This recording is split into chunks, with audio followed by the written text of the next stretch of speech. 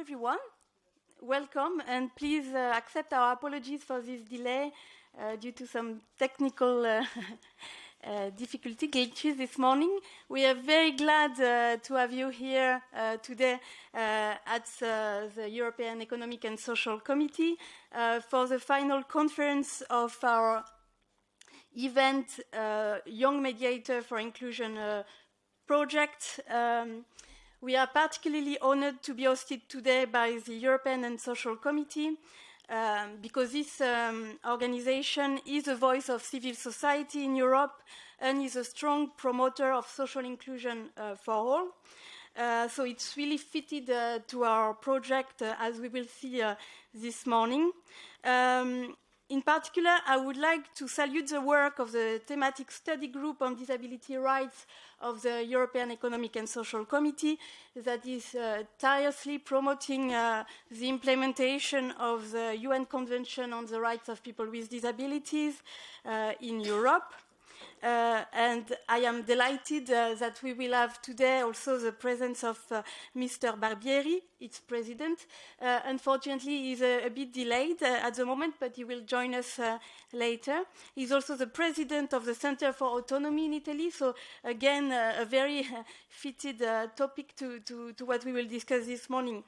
Indeed, we will today discuss about how to support inclusion of autistic people in society through the model of Young Mediators for Inclusion that has been developed in the framework of this Erasmus Plus project. But first, maybe let me introduce you to the members of our consortium. So, the YMI, the Young Mediator for Inclusion project, brings together 4 associations and was created under the coordination of the Portuguese association Inovar Autismo. The other autism associations include Autismo Burgos from Spain, Diversamente ODV from Italy, and Autism Europe, so ourselves from Belgium. And, well, just to tell you that indeed Autism Europe is an umbrella organization gathering together almost 90 autism organizations across Europe, and it is our mission to support the exchange of good practice and research projects that promote the inclusion of autistic people in society. We are also joined in the partnership by ICE Business School from Portugal and Intermediate Katie from Greece, a non-profit organization working in vocational education, training, and innovation. And you will have the opportunity to listen to all partners this morning. We are also very happy to be joined for the roundtable later on by a number of representatives of the civil society. So we will also have the opportunity to exchange, and of course, this will be open to all participants, whether you join remotely today or are in the room. It's really meant to be a space for discussion, for interaction, so please do not hesitate to maybe express, to raise your hand if you want to make a comment at some point or ask a question. I'm not going to go in too much in details about the project itself. We will see it later on in other presentation. But in a nutshell, the objective is to train professionals as mediators to ensure the full participation of children and young autistic people in any field of the community, in any areas of life, according to their interest and aspiration. And this last element is indeed central because it's important that activities are not imposed but are tailored to the choices of the people, of the young people. And in order to perform their duties adequately, the young mediators will have been trained in a number of domains: mediation, inclusion, human rights, autism, communication, and importantly, emotional intelligence. The overall objective of this project is to make society at large more autism-friendly and to train stakeholders beyond the young mediators, stakeholders from municipalities, schools, leisure centers, sports clubs, to increase the accessibility of their activities and to be more welcoming of autistic participants. so that they are more inclusive and that everyone has a chance to take part. Ultimately, the objective is to contribute to a social transformation and a significant increase in good practices for the inclusion of autistic people in society. This is in line with the Article 19, living independently and being included in the community of the UN Convention on the Rights of People with Disabilities. So later on you will hear from the partners who have implemented the project on the ground. They will tell us more about the concept and its implementation. They will share testimonies from the beneficiaries, from autistic people, from their families, from young mediators, and they will really showcase the benefits of the project. Then you will also learn about the tools that you can use to replicate the project if you want to implement it at your level, at your local level. Namely, it will be a presentation of the guide and the app. And to discuss the future prospects for the model of Young Mediator for Inclusion, as I said, we are extremely glad to be joined by several representatives from the civil society and academia. They will share with us their feedback and insight into our initiative. Again, I would like all of you to thank you for your presence today, for accepting our invitation. As I said, it's meant to be, like our project, an inclusive event, so everyone has to feel free to take part, to contribute, to raise their hands, and we will open the floor for questions and comments from the entire audience as well. So we will not hear just now from Mr. Barbieri, who will join us later, but then we will start now with the introduction to the project by our coordinator, and we will hear about what is the Young Mediator for Inclusion scheme and what are the key elements of this model. So without further ado, I give the floor to Innova Autismo, to Joanna and Anna, who will share their experience and their insight into the project. Thank you very much. Hello, everyone. Thank you so much, Aurélie, for this presentation. We will talk a little bit about the background of the project and where we began. Okay.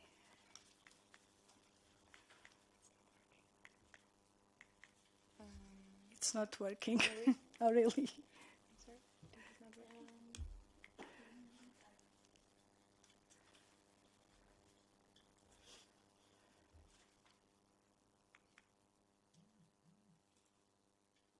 Okay, thank you. Yeah. Next, please. Okay, Aurélie already talked about all the partners of the project. Sorry. No. But back. No?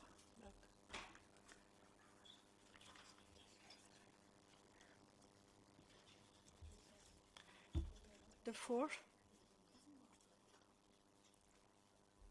Yes, that's it.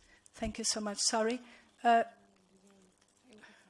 Okay, this one, thank you so much. We began with the problem that most of the children and young people on the autism spectrum are not fully included in the society.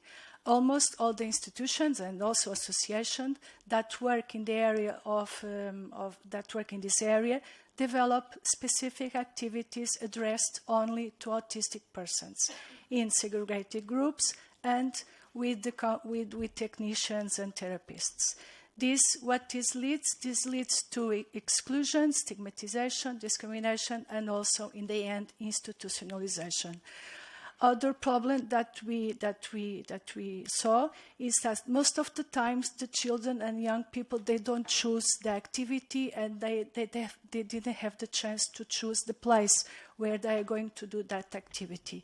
And also, when they try to attend the activity in the community, for instance, in the club or in the cultural center, most of the time they said, "Oh no, we are not prepared to have autistic persons in this activity," so they deny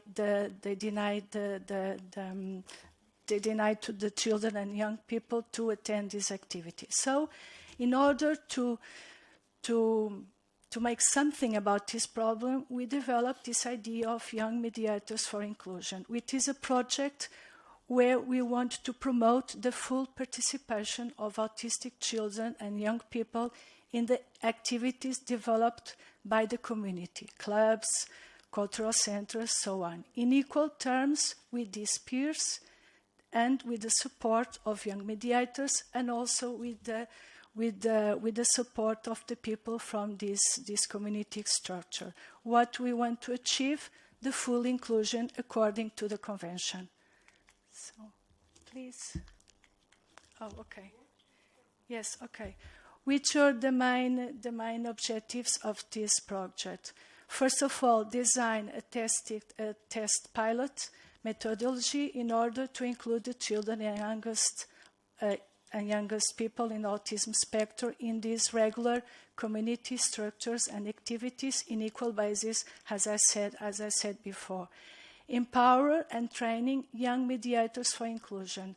These young mediators will be some kind of a bridge that will facilitating and promote the full inclusion in all these aspects.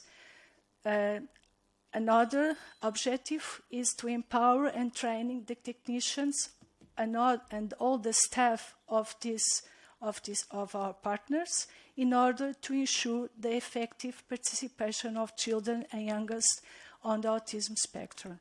And in the end, to design a European guide that will promote this methodology and that could be used for other associations and ONGs. Okay, what did we expect as the results? First of all, to create this curriculum of 2 training courses, one for young mediators and one for the staff and the technicians of the community partners. Second, to implement this course. This course we implement in the theoretical and also with the practical component, practical part. And in the end, to design this European guide, with not only European guide, but also an app that could be used in the phone, that could be used for everyone, accessible for everyone. So we also want to achieve another objectives. First of all, to raise awards in European countries concerning the promotion of human rights and inclusion of people on the autism spectrum according to the convention. To disseminate innovative practices regarding the inclusion of children and youngest in opposition to the traditional answers in segregated and controlled environments. What we want to achieve is quite simple, it's possible. It's possible, and we look, it's possible. And in the end, to demystify these myths and stereotypes and these ideas which are related to the functionality and social participation of autistic people. To see, look, this is possible for all autistic people, for all autistic people.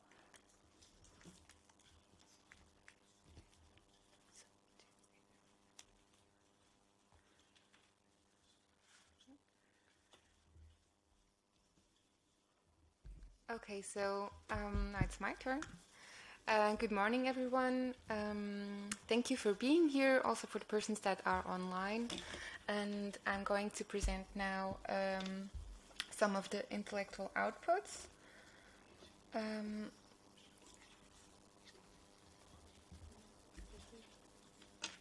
So the first intellectual output was the report of critical factors, identification for the success of inclusion of young people on the autism spectrum in communities activities like Anna explained. The second would be the second output of the IO2 is the courses of the curriculum design and its application. And the third, as Anna was saying before, an European guide for the inclusion of autistic persons and also an app. I'm sorry, this is not working. So I'm now going to talk a bit about the methodology that we used.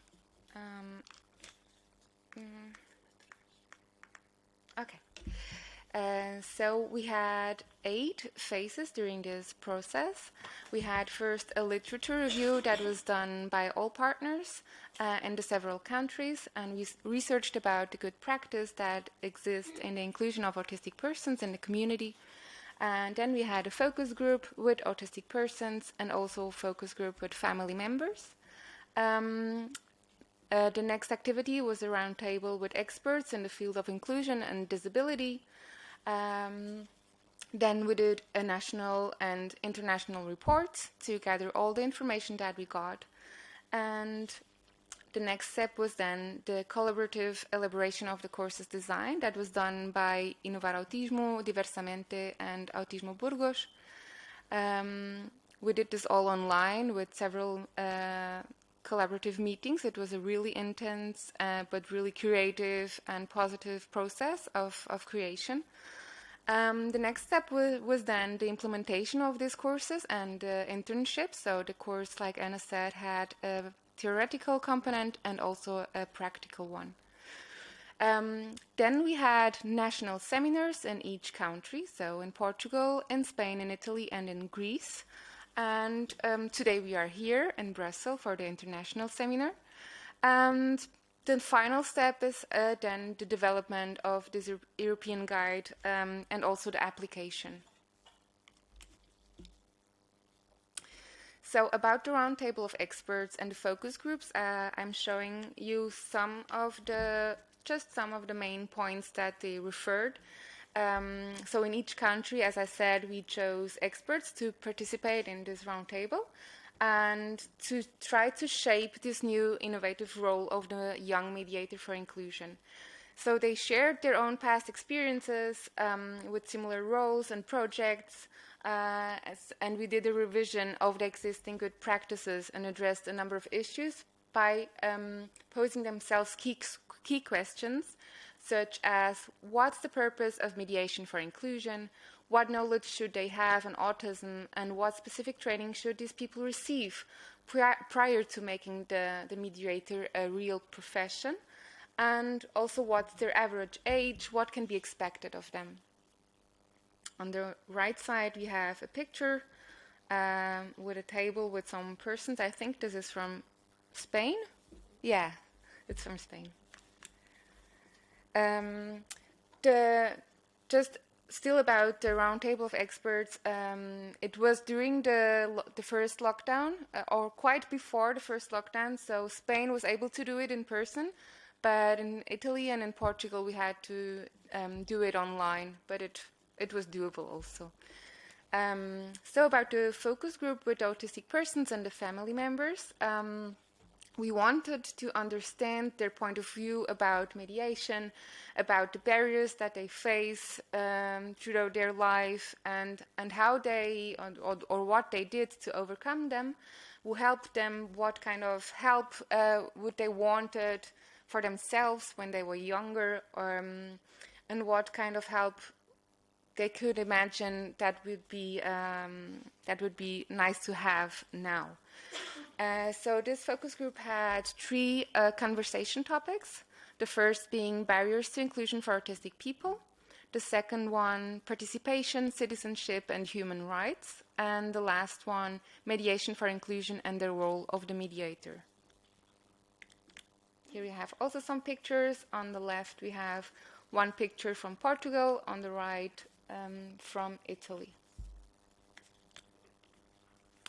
So about the concept of mediation for inclusion, we asked them also what it means for them, what it means to them, this concept of mediation for inclusion. And they told us that it raises the awareness to the specific field, autism. It allows to disseminate specific information of concepts like the CRPD. And it also helps to promote the transformation of context, facilitating the co-construction process as context needed to be reinvented, they said. Regarding the benefits of mediation for inclusion, autistic persons, the enhanced participation and intervention increase of knowledge about their rights, and also the fact that they themselves can be also mediators. So older autistic persons could help younger autistic persons to go through some barriers and difficulties that they may face. Regarding the families, the benefits could be the increased security and understanding of their own rights and also of the rights of their autistic children. And for the institutions, it's the increase of staff with specific training, and also the possibility to provide a higher quality of life, and the possibility of gradual transformation of these institutions, and for the community in general, to be more open to diversity and to be more inclusive.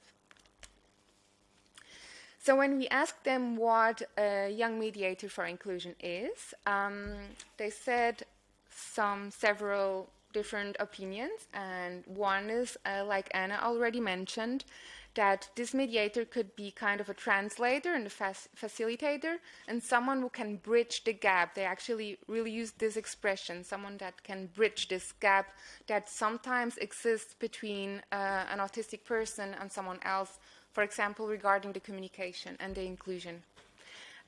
Also someone who empowers autistic people, someone who is part of an empowering context, or that can turn it more inclusive and adopt a bigger rights-centered perspective and a bigger person-centered perspective. They also said that it's someone who acts as a context transformation agent, and that facilitates this process of raising awareness and acceptance of autistic persons. Also someone who helps decode some behaviors and explain situations from a double perspective. That means person context and context person. And also someone who helps the autistic person in actively participating and enjoy activities of their choosing and not of choosing of someone else. Oops. Yeah. So about the profile of a young mediator for inclusion, they said that it is a person that acts as a translator and a facilitator, as I already said. It is someone who facilitates the communication between two parties.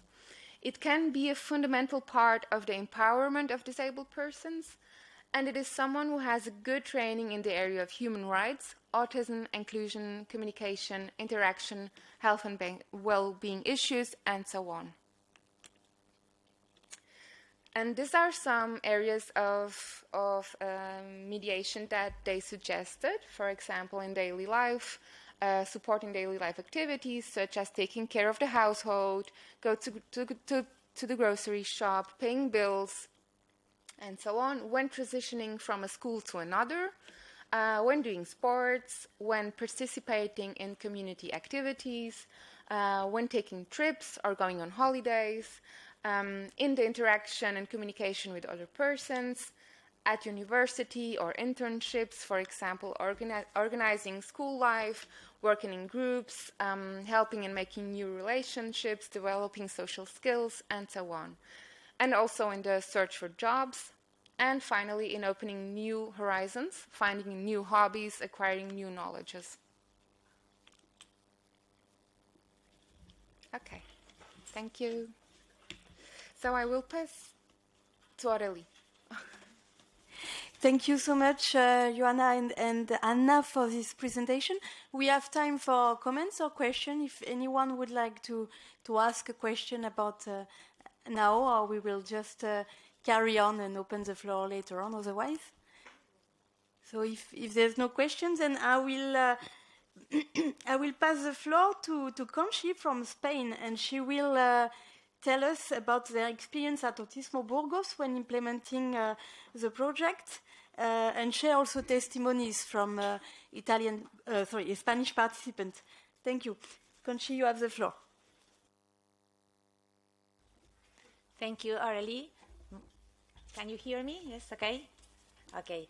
Thank you, everybody, for participating in this final conference, here presential and online too. Okay, I'm going to present the results of the pilot in Spain. We did the recruitment campaign for mediators, for technicians, and for people with autism too. And for course 1, for mediators, we received 24 applications. 8 of them were rejected for different causes, and 15 completed the course 1. They were from previous training. There were students of pedagogy, early childhood education, social integration, sociocultural animation, and so on, as you can see. For course 1, for technicians, we contacted 20 entities from the network Contacts of Autismo Burgos, and from the 20 received, we selected 14, and only 8 of them completed the course. The background was diverse of the entities. You can see public and private entities too. Foundation, NGOs, private social entities, from the city council too, etc.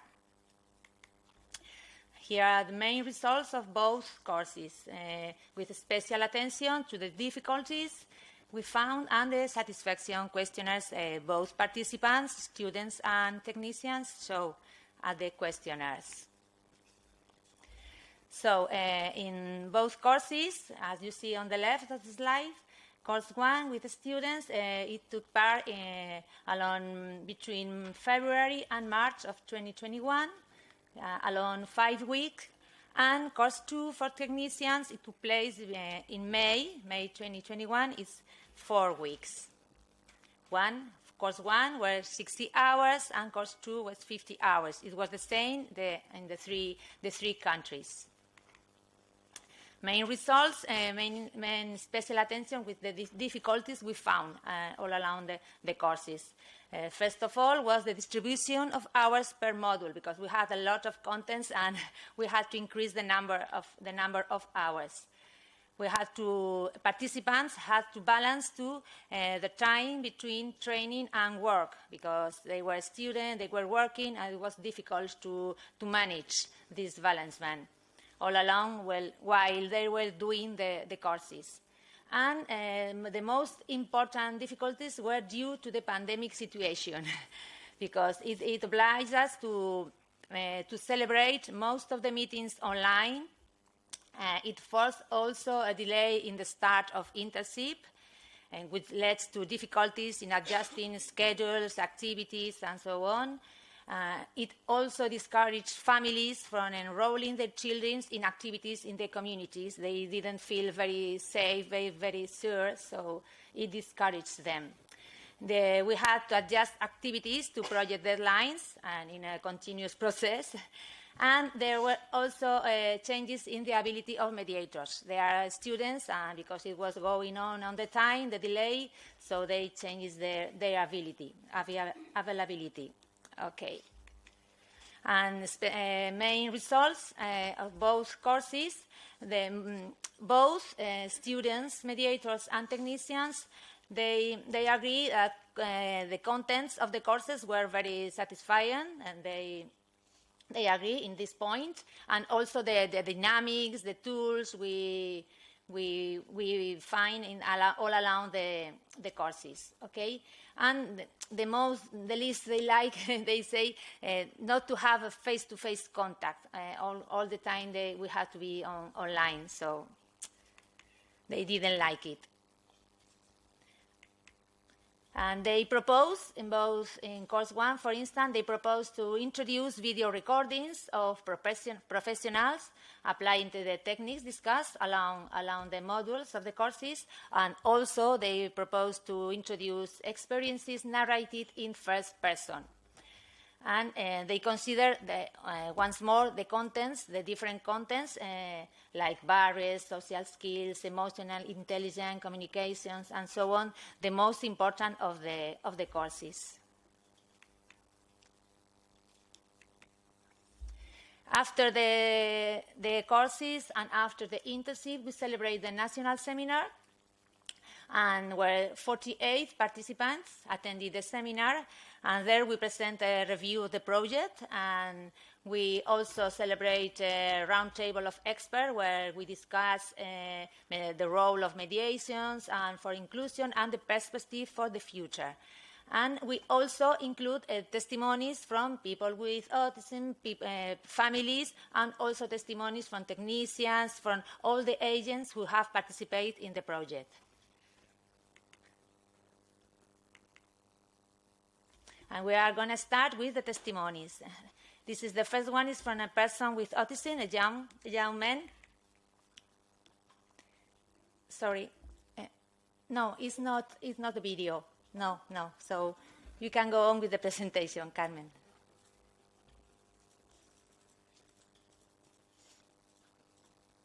Thank you. Okay. Here, in words of his teacher, Rafael, he's a young student of a double degree in mechanical and electronic engineering. He's a devotee of Marvel, comics. He's a very social person, a very loyal person, and from time to time is overwhelmed by the world, but he never allows it to overtake him. So he is a very positive person. And here's his testimony. So it's important to him, this experience of mediation, because for some things like school, he could have used for a mediator who would have helped him to explain to other people what he needs, to organize his things, to talk to the teachers, and etc. So he thinks that having a person to whom they have to pay attention would have been very good for him when he was at school. He also says that it's important for other people to have this opportunity, to have a person who supports him for the future in the different places where people can go. Okay, so this way they won't need to depend all the time on the family, like in his case. Okay, so I think he thinks it's important don't to depend all the time on his family, having this support of the mediator. He thinks it's very important because he says, he's very honest. While I am capable of doing many things, we need a little more guidance on many other things. So there are so many things they have to do, and they are not capable to do all of them without a bit of support.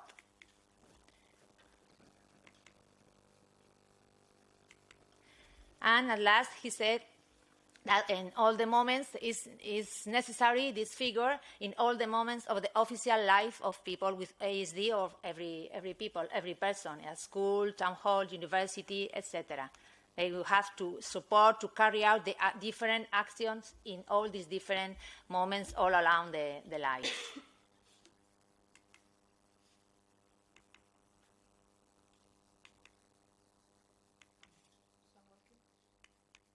Yeah. So the internship courses, they took place from September to November in 2021, later than it was previous because of the pandemic situation.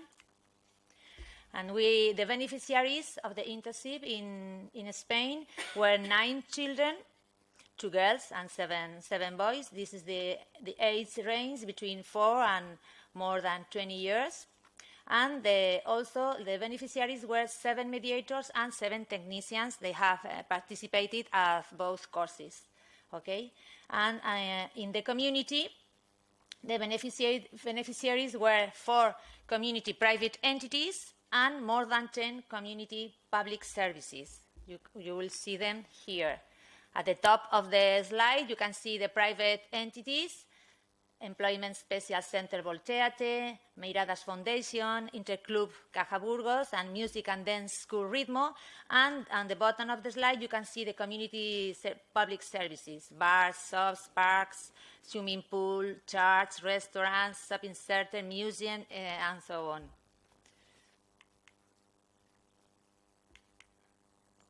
These are the different internship moments where you can see the guys and girls with their mediators and technicians enjoying the internship.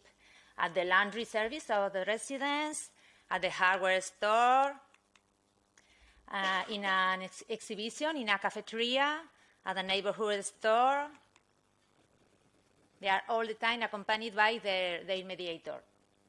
At the library, shopping his favorite comic.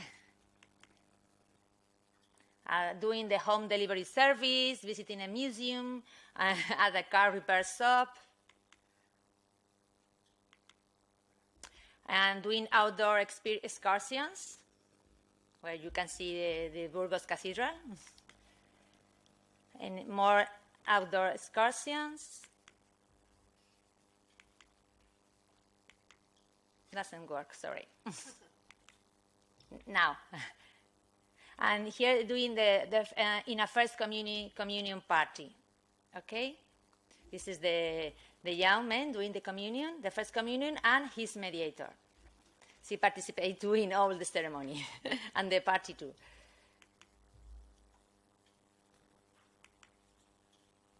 And the conclusions, it was very successful and satisfying because it was really inclusive. People with autism could participate in experiences really, really inclusive in different entities, as you have seen, in different environments of the community. They had mediators and technicians had to do adaptation of the context. They had to be very flexible, both parties.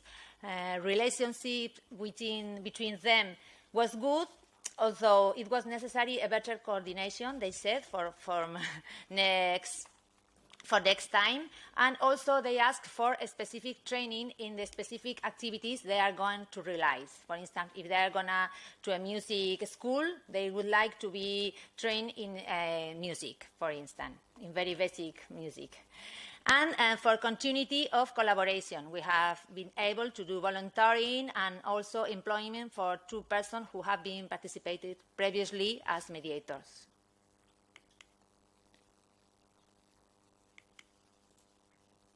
And for the sustainability of the project, okay, so we are going to create the mediator service, very differentiated from the personal assistance service, and to include it in the catalog of services we offer as promotion of personal autonomy to all the users of the entity. And about the profession of mediators, we are going to organize an annual online and face-to-face. Sorry, I can't hear. I can't read. I can see my slide.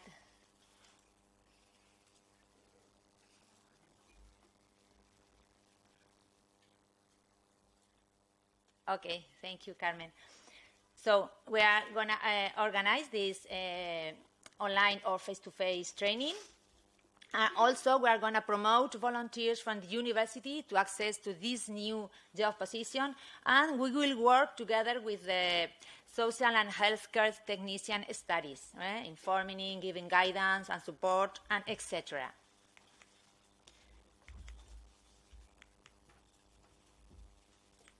Yeah, and sorry for the last just a bit before to show for the dissemination of the project, we are going to present a poster at the next 20th Congress of Professionals of Autism, which will be celebrated in Madrid next November. Okay, and now we can start with the testimonies. The first one is a testimony. Let me see.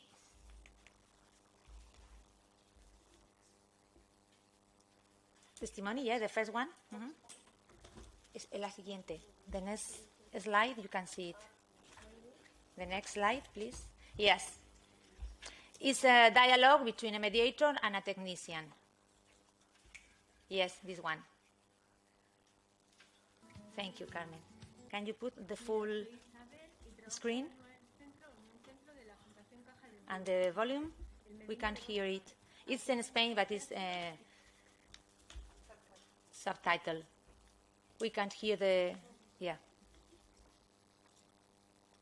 Oh, you need the, Here? yeah.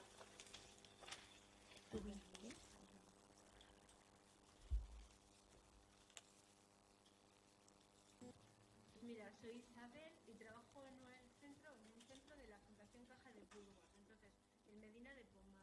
Aquí hay una asociación y a través de ella, que se llama Creciendo Merindades, me enteré de este programa, o sea, de lo que podía acceder a lo del técnico de inclusión para ayudar a los niños autistas. Que soy organizadora, soy pedagoga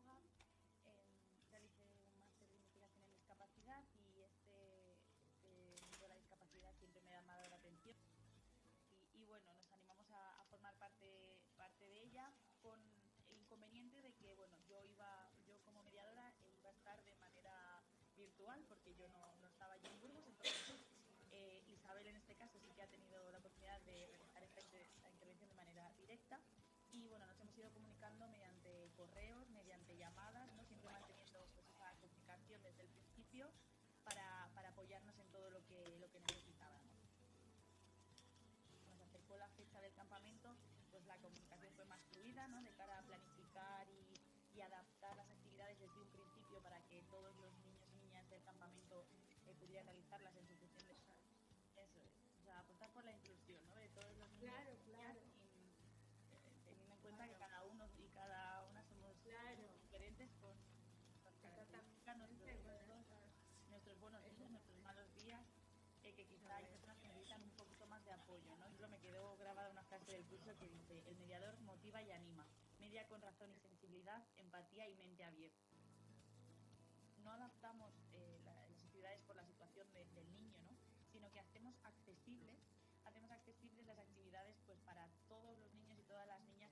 Es una persona que no le gustaba que le tocasen físicamente, entonces pues sí que había que buscar otra alternativa, con números, con tarjetas, escribimos los nombres de los niños, en vez de tocarse o saludarse o para presentarse, para los turnos y tal, pues darle visibilidad, que yo creo que es súper importante y normal. Que las personas con autismo puedan participar en todos los contextos de la comunidad es muy importante. La inclusión de las personas con discapacidad es un desafío para la sociedad. Mediante estos campamentos podemos dar a conocer al resto de niños que participan en él cómo cada uno tenemos unas características, cualidades y gustos.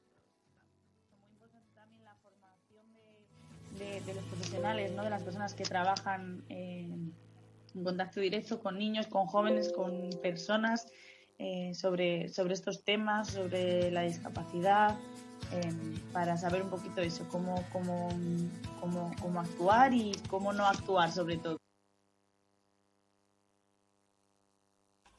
Okay, I'm sorry about the technical problems with the sound. And the next testimony is an interview between the mediator and the parents of a young children with autism. It's the boy who did the first communion.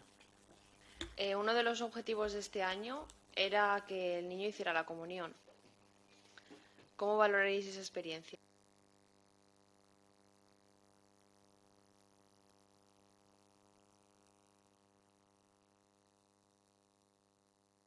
Uno de los objetivos de este año era que el niño hiciera la comunión.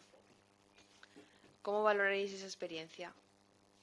Pues maravillosa, gracias a una persona que se llama María. Estupenda. No contábamos, no teníamos la confianza que tenías tú.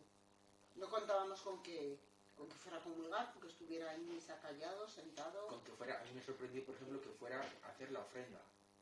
No leyó, no lo que sea. Y la genuflexión también. Sí. Todo eso, sobre todo porque los ensayos, como lo que decíamos al principio, es que el cuadriculado, por mucho que le estuvimos anticipando y demás allá, como lo habíamos dicho, aunque le habíamos dicho que iba a haber ensayos, o cualquier cosa, como le habíamos dicho siempre que iba a ser el día 10 de julio, y los ensayos no eran el 10 de julio, pues tuvo que esperar hasta el 10 de julio para hacerlo bien. Vale. ¿Os gustaría que hubiera hecho alguna otra actividad que no ha hecho conmigo? Podéis ser sinceros, ¿eh? De verdad. No, es que yo no he hecho ninguna otra cosa. Vale, ¿cómo valoraréis la experiencia a modo general? Desde que empecé yo con él. Muy buena. Muy buena, excelente, maravillosa. Nos va a dar mucha pena. Vale.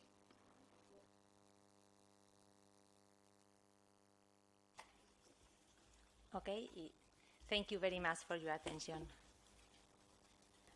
Okay, thank you so much, Conchi, for sharing your experience and for sharing these testimonies. It shows really the benefits of the program and the way it was implemented in Spain. And also what is really good to see is the plan for future sustainability of the program. It's always important to ensure that such a pilot program can continue beyond the lifetime of the project. So now I would like to give the floor to our next partner, Laura. from Italy, and she will share with us her experience with Diversamente ODV, and so I give you the floor, Laura. Thank you, Aurélie. Good morning, everybody. Oh, this one is on. This one's on. Okay. So, like more or less, our work has been the same line as Spain and Portugal, but I'm going to show you our results, which are slightly different. So we had a total of 9 mediators who came from a pool of varied contexts. So we have university students, we had music therapy teachers, so not exactly young, but still good mediators. We had builders, professional educators, and just office clerks. And we also had 8 technicians, and they were librarians, sports instructors, event organizers, and again, office clerks. And the entities, we had a total of 5. So as I said, we had a library, we had a gym, again, an event planner company, and we participated as well. We hosted one of the people with autism in our offices, and they did office work for us for a while. We had a swimming pool, and then a project for independent living, which we are implementing as Diversamente. So the people with autism were a total of 8, who were ultimately supported. Some of them had to drop for various reasons, which I'll explain later. And the age groups were quite varied. We had like the youngest one, which you can see in the picture, is Valeria, and she was 16 because she's now 17. And the oldest was a 50-year-old man who did the internship in our office, Roberto. So the people with autism, the activities, as I said, they were swimming. And so the types of activities and skills were like motor coordination. They learned how to respect the other swimmers in the pool, respect their space, and also exert self-discipline during the activity. In martial arts, we had this young man who is like a martial arts champion, local champion, who supported a class of small children learning martial arts. So office work in our offices, Roberto, the 50-year-old man who participated, learned how to do archive work. He developed a lot of self-confidence in carrying out new tasks, which was a really difficult point for him. He really lacked self-confidence, and he was never sure how to do things, and so this really helped him a lot. And at the library, Valeria, the 16-year-old girl, she classified books, and she learned how to exercise patience and respect for the library rules, and positive interaction with staff as well. And in the university, we had this young man of 24, if I'm not mistaken. He had dropped out of university during COVID because of the pandemic and all of that, and the mediator was helping him to like get back in touch with university in a way, and so they were trying to re-enroll together. And in the independent living part, people with autism were supported in skills such as cooking and house chores, and again, respect for others and their space and properties in a house environment. And so the difficulties for the course, the difficulties we had mainly were about the scheduling compatibility. It was really difficult to find a time and days that fitted everybody. So we had some delays due to that mainly. And some people had to keep their cameras off during the course because they were working and they couldn't like 100% actively participate. And in the practical component, the difficulties we had, again, delays during to due to organization of the activities and the restrictions related to COVID again. And as I was saying at the beginning, one of the people with autism had to drop at the end because it was just too difficult for mediators to reach him because he wasn't living exactly close to us, and some of the mediators couldn't go that far. So in that case, the boy had to drop the project, unfortunately. And in the practical component, again, some difficulties that the mediators had was that they weren't feeling confident enough to intervene in certain situations and problem behaviors that maybe a person with autism would show, or negative events. And because of this, sometimes they indulge the person with autism's negative mood and attitude towards things and life in general. So instead of trying to encourage them to have a more positive approach. So feedback, basically everybody would have enjoyed a longer course because they felt they needed more content and they wanted more discussion about how to deal with autism in a deeper, deeply. And we noticed that the technicians were not particularly involved in the practical components, so that was a slightly less good part. And then, as I said, some people were full-time workers, so most of the times they could only listen to the course without participating actively. And so we had a national seminar in December, and we had many experts who participated and intervened that day, and also some people with autism. And then about the sustainability in general, we, Diversamente has already been implementing sustainability after the project, so we regularly obtain funds for projects on disability and innovation. Some of them are private, like from banks and other churches as well. And also we have this project called Learning to Fly, which is a project for independent living. So we carry out this project with some of the mediators, so they are already working in another environment, in another project of ours. We also welcome people who have had minor issues with the law. They have to do social hours. So we implement the course, Young Mediators course, with them as well, so that we disseminate the project with people from the most varied contexts. And now, testimonies. We've got Alessandro, who is a mediator. If Carmen, can you, yeah.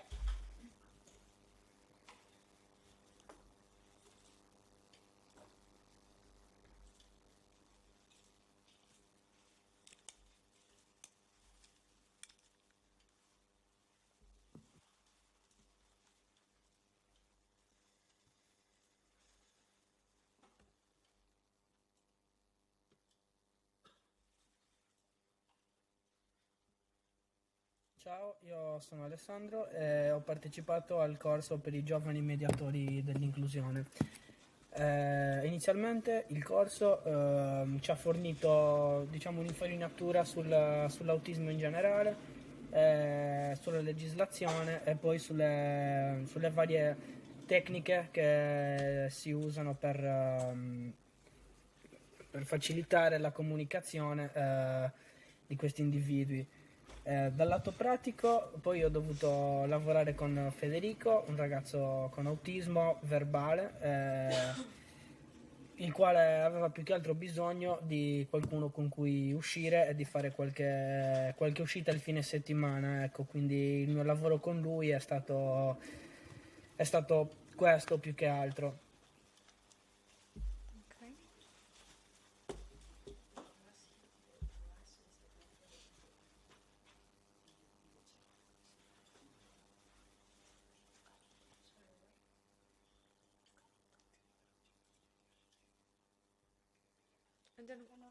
Yeah, we have 2 others. Yeah.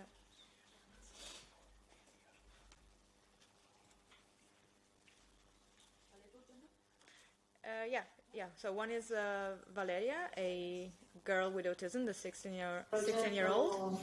Young Mediator.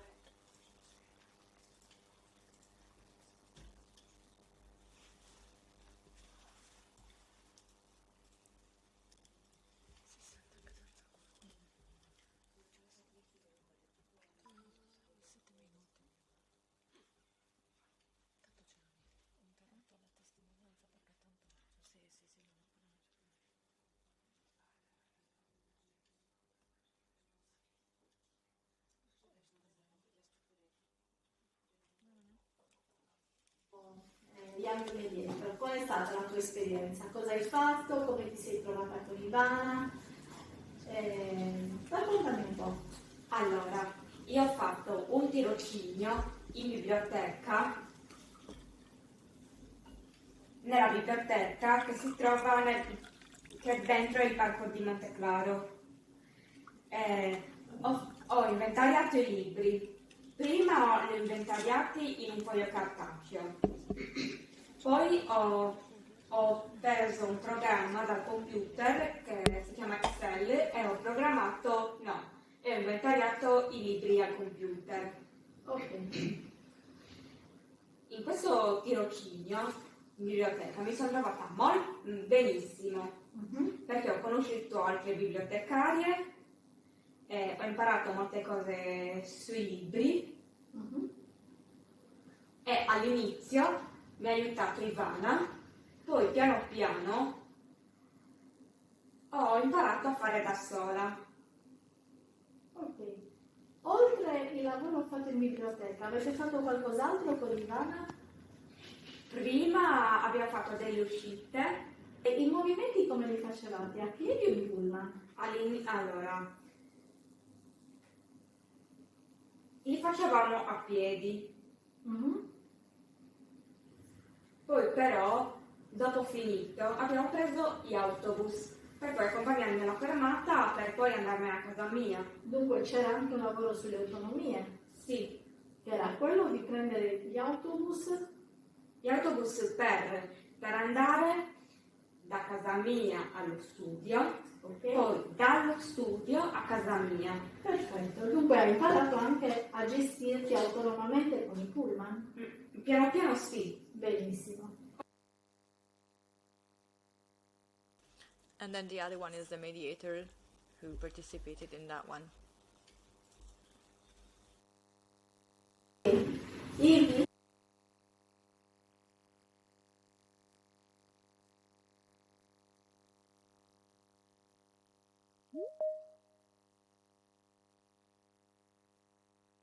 Qual è stata l'esperienza? Allora, l'esperienza con Valeria è stata molto interessante, molto intensa, perché Valeria è una ragazza sveglia. Cosa vuol dire una ragazza sveglia? Cosa le intendi? Guarda, già adesso mi fai domande su domande, sei curiosa, vuoi sapere, quindi sveglia in questo senso, sei molto attenta, precisa, molto precisa sugli orari, forse anche troppo, però andiamo a lavorare. Troppo, veramente no. Diciamo che faticavi a essere un po' più rilassata. A quell'ora dovevamo sempre finire, o perché non sempre faticavo. Diciamo che lungo il percorso si è riuscita anche a rilassare. Assolutamente sì. Quindi secondo me il percorso è andato bene.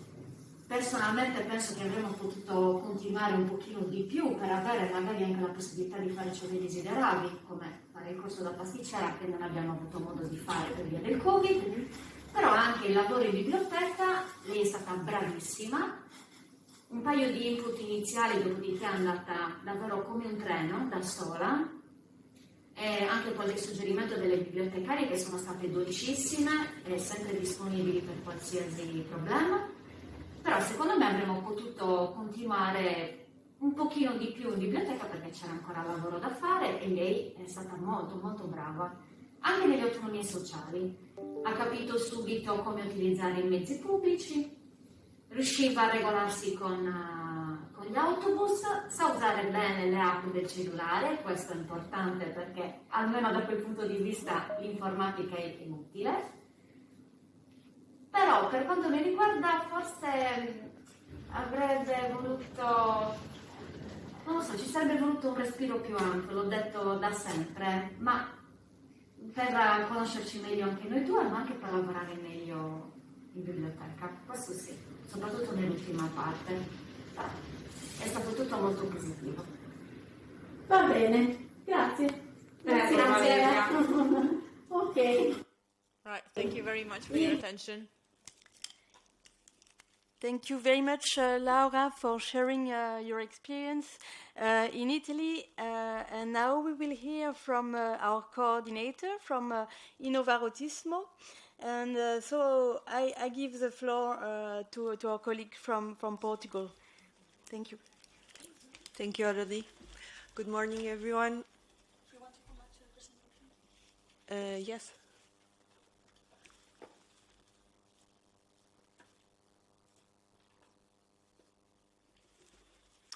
Okay, so now I will share the main results achieved in Portugal regarding the implementation of the courses and the internship in Portugal.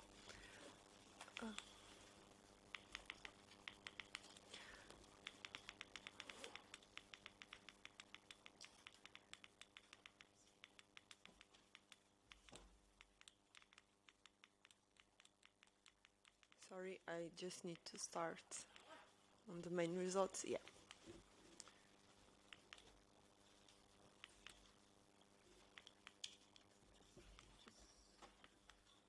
Okay, so in terms of the course for mediators, we had 14 participants with different academic areas, since nursing, social service, psychology, and physiotherapy. As in the other two countries, this course was online due to the restrictions linked to COVID-19. So we had two components. The first one, the theoretical component with 60 hours, and then the internship with 30 hours. In terms of the way as we delivered the course, we had synchronous and asynchronous sessions. And regarding the modules, there were 5 modules. The first one, human rights, disability and inclusion. The second one, barriers to participation and inclusion. The third one, emotional intelligence and communication. The fourth one, mediation for inclusion. And the last one, autism. Then, regarding the technicians, it was very similar. We had 15 participants with several training areas: psychology, social service, social education, sociology, and education. All these technicians were from several partner entities that participated in our course. We had like a surf school, association of leisure time activities, a theater company, a music academy, and a canoeing club. Then, for the course of the technicians, they had as well 2 components, a theoretical, but with less hours, 25 hours, and then the internship with 30 hours. They also had synchronous and asynchronous sessions, and as you can see now, the modules were the same as the mediators, however, with less hours. So now, in terms of the implementation of the internships, we followed several stages. The first one was do the call for the participants. Then we did an interview with the autistic persons and or the families. As the third point, we provided a meeting between the autistic persons and families and the mediators that we thought that were the most adequate persons to be the mediator, as we try to do a matching between the profile and the needs of the autistic person and the mediators as well. All these meetings were online, as we can see from the pictures. Then we start to structure together with the person the mediation plan. Then we implemented this plan, and for the last, we monitoring and evaluate the mediation plan together with all the interveners. Regarding the number of supported persons, we support 10 youngsters with age between 9 and 22 years old, and the internships took place between July and September of 2021.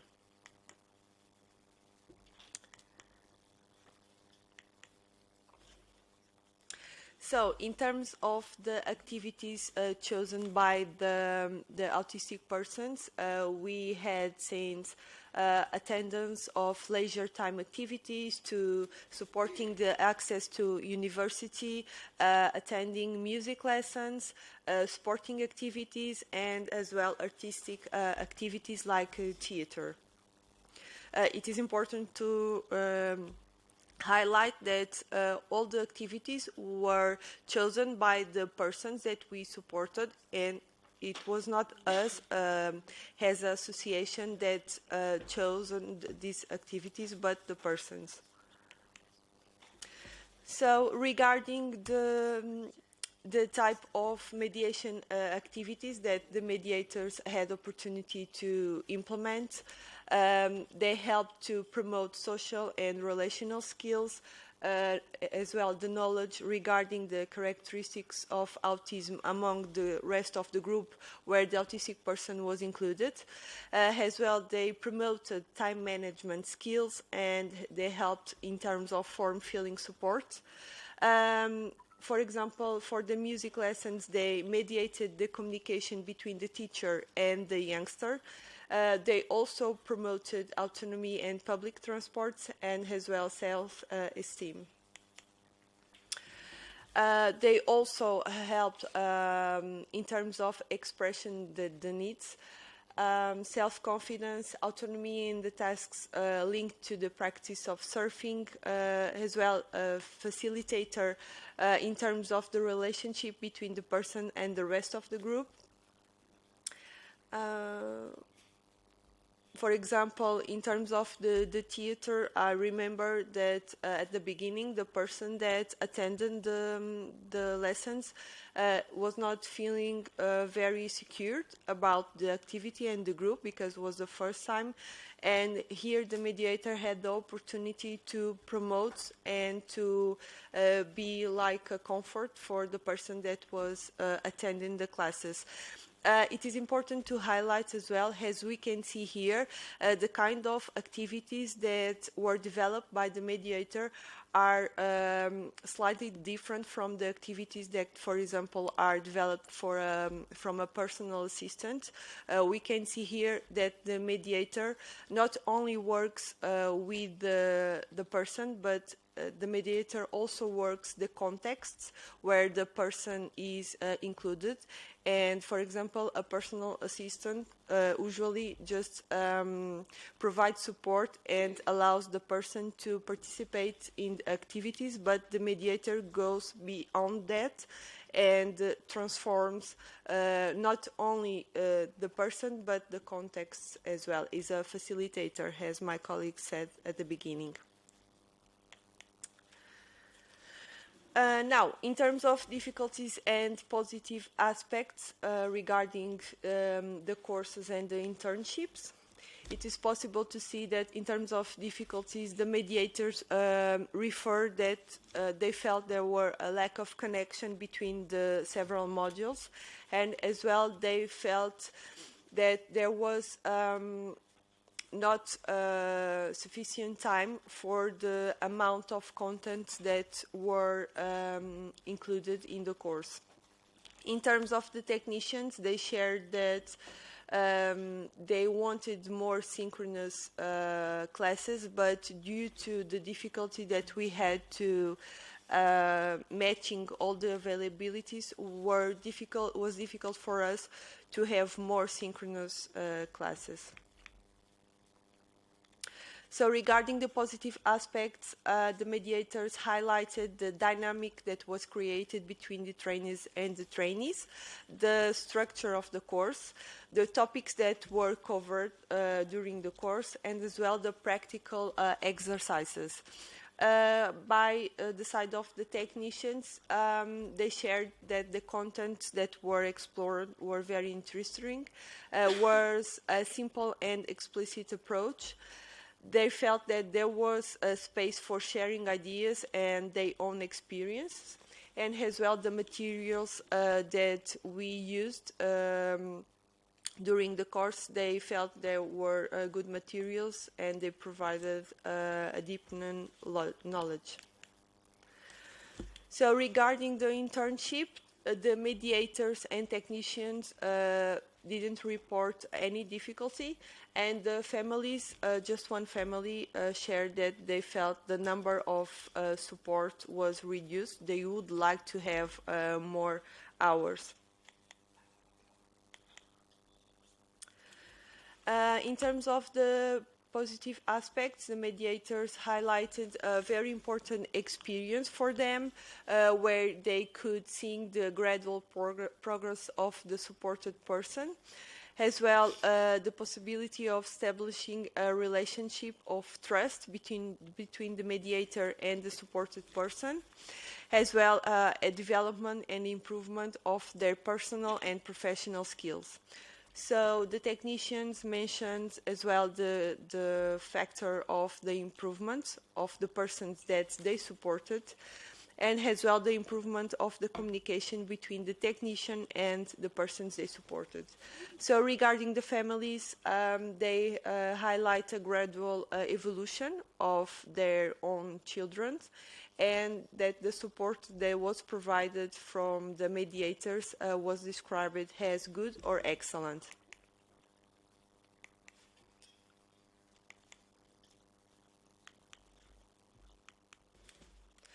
So in terms of association in Innovar Autism, we felt some difficulties regarding the scheduling of the synchronous sessions. According to the mediators' availability, not was always easy for us to do this matching. As well, managing to have a minimum number of technicians for inclusion. As well, the matching, the availability of the mediators to the activities chosen by the autistic persons, because as I said at the beginning, due to the restrictions linked to COVID-19, there were some delays regarding with the start of some activities, and sometimes the mediators were not always available at that time, so we had to postpone some activities. In terms of positive aspects, I would like to highlight the availability of the families to communicate with us, the motivation shown by the mediators, the wide age range of the supported persons, as I referred at the beginning, was between 9 and 20 years old, and the wide range of activities as well. Just to conclude the activities that we developed in Portugal, in November of the last year, we had our national seminar. There were around 50 participants. It was a blending mode, so were persons face-to-face and persons attended online. And in this seminar, we had the opportunity of sharing the main results obtained in Portugal, as well as share the testimonies of the participants in our project. In terms of sustainability of the project in Portugal, we are doing the first steps to try to maintain this project after the fundings from Erasmus Plus ends, and we will try to apply for public funding supports, and has a second option, applying for private funding. In terms of our association, what we're going to do is to include the mediation training in our training plan from next year, and as well at the same time try to introduce the mediation training in the training plan of the Institute of Employment and Vocational Training in Portugal. Our main and last objective, it will be to introduce this profession, the profession of mediator, in the National Qualifications Catalogue in Portugal. And now, to finish, we have 2 testimonies, a testimony from a mediator and a testimony of a youngster and family member.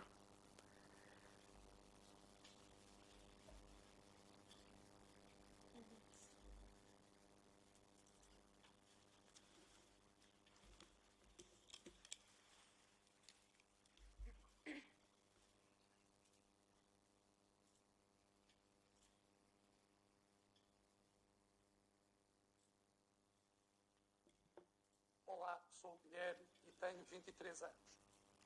Vou falar da minha experiência sobre o projeto Jovens Mediadores para a Inclusão. Já tive aulas de surf na Costa da Caparica, com o apoio da mediadora Mariana, da Inovar Autismo. Fiquei muito animado e motivado para ir às aulas. Gostei muito de conviver com as pessoas e do que aprendi. A minha parte favorita foi conseguir ficar de pé na prancha. Quero muito voltar para apanhar muitas mais ondas.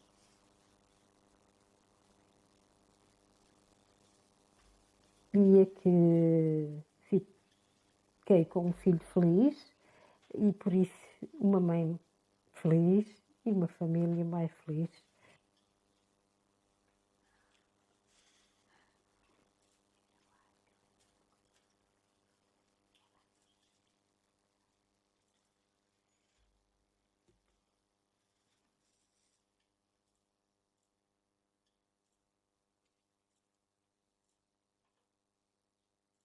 Hello everyone, I'm Mariana and I was a mediator last year. When I talk about this project, I describe it as an amazing journey that changed me not only as a person but as a professional as well. As a person, it made me look at the world with a more open-minded perspective, and I was a mediator for a non-verbal young adult, and my role was to integrate him during his surf lessons. As you can imagine, we didn't have a notebook or a tablet to communicate with during the surf lessons because, of course, of the water. It was impossible. But we could build a very strong bond. And I learned that even if a person cannot talk, it doesn't mean that person cannot be heard. This boy, now my friend, had a lot to say. He smiled, he threw water at me, he had a lot to say with his eyes, with his facial expressions. We need to be more attentive and understand that not only those who have a voice have something to say or need to be heard. I'm a psychology student, and this experience made me a better professional and gave me tools that I used recently in my curricular internship with elderly people. I think it made me more creative because with this boy I had to have a communication system when we were in the water, and so my idea was to give him options like option 1, do you want to be inside the water, or option 2, do you want to go to the bathroom? And it was pretty effective. To sum up, I'm really grateful for this project that will always remain in my heart. Thank you to Inovar Autism for all the support, and this project turned me into a more active person because I want to make a difference and tell the world that everyone has their differences and we cannot ignore someone just because he can speak or behaves differently than we do.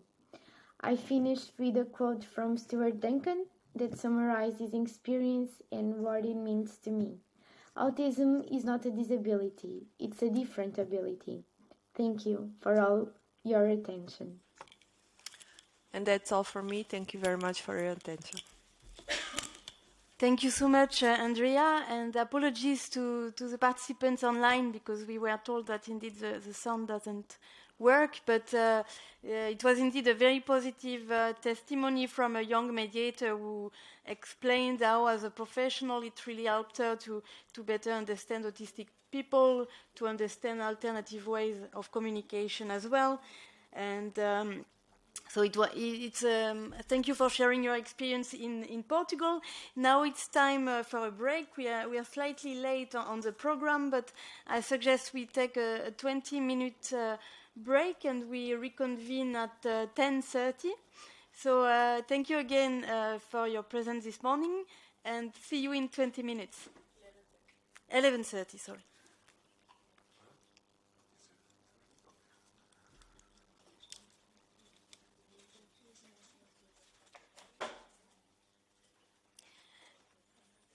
And indeed, for people in the room, we have a coffee break outside, so please...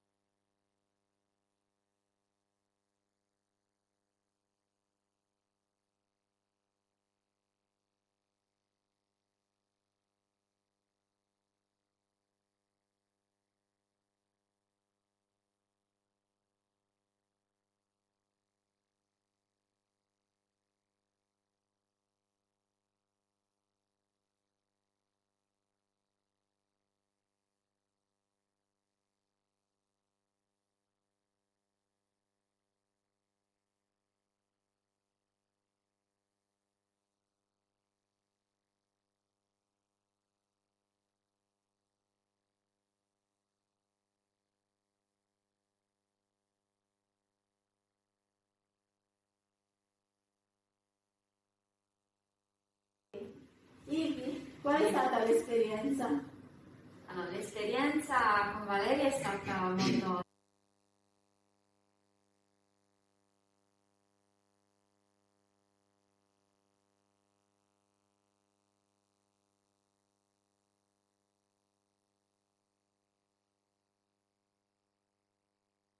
interessante, molto intensa, perché Valeria è una ragazza sveglia. E cosa vuol dire una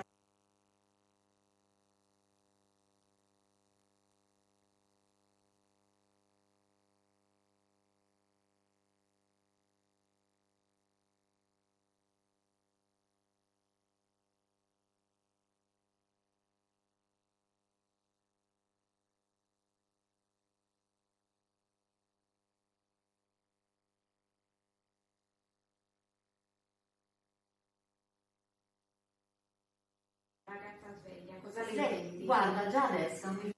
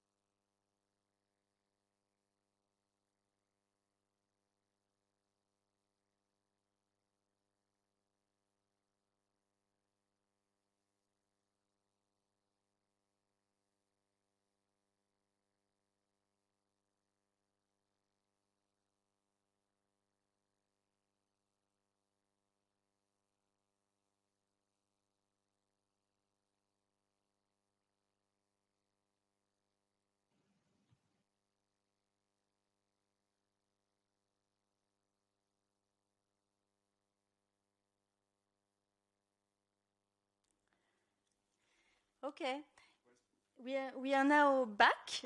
So thank you very much for your patience. I see that one of our remote participants has indicated a question in the chat.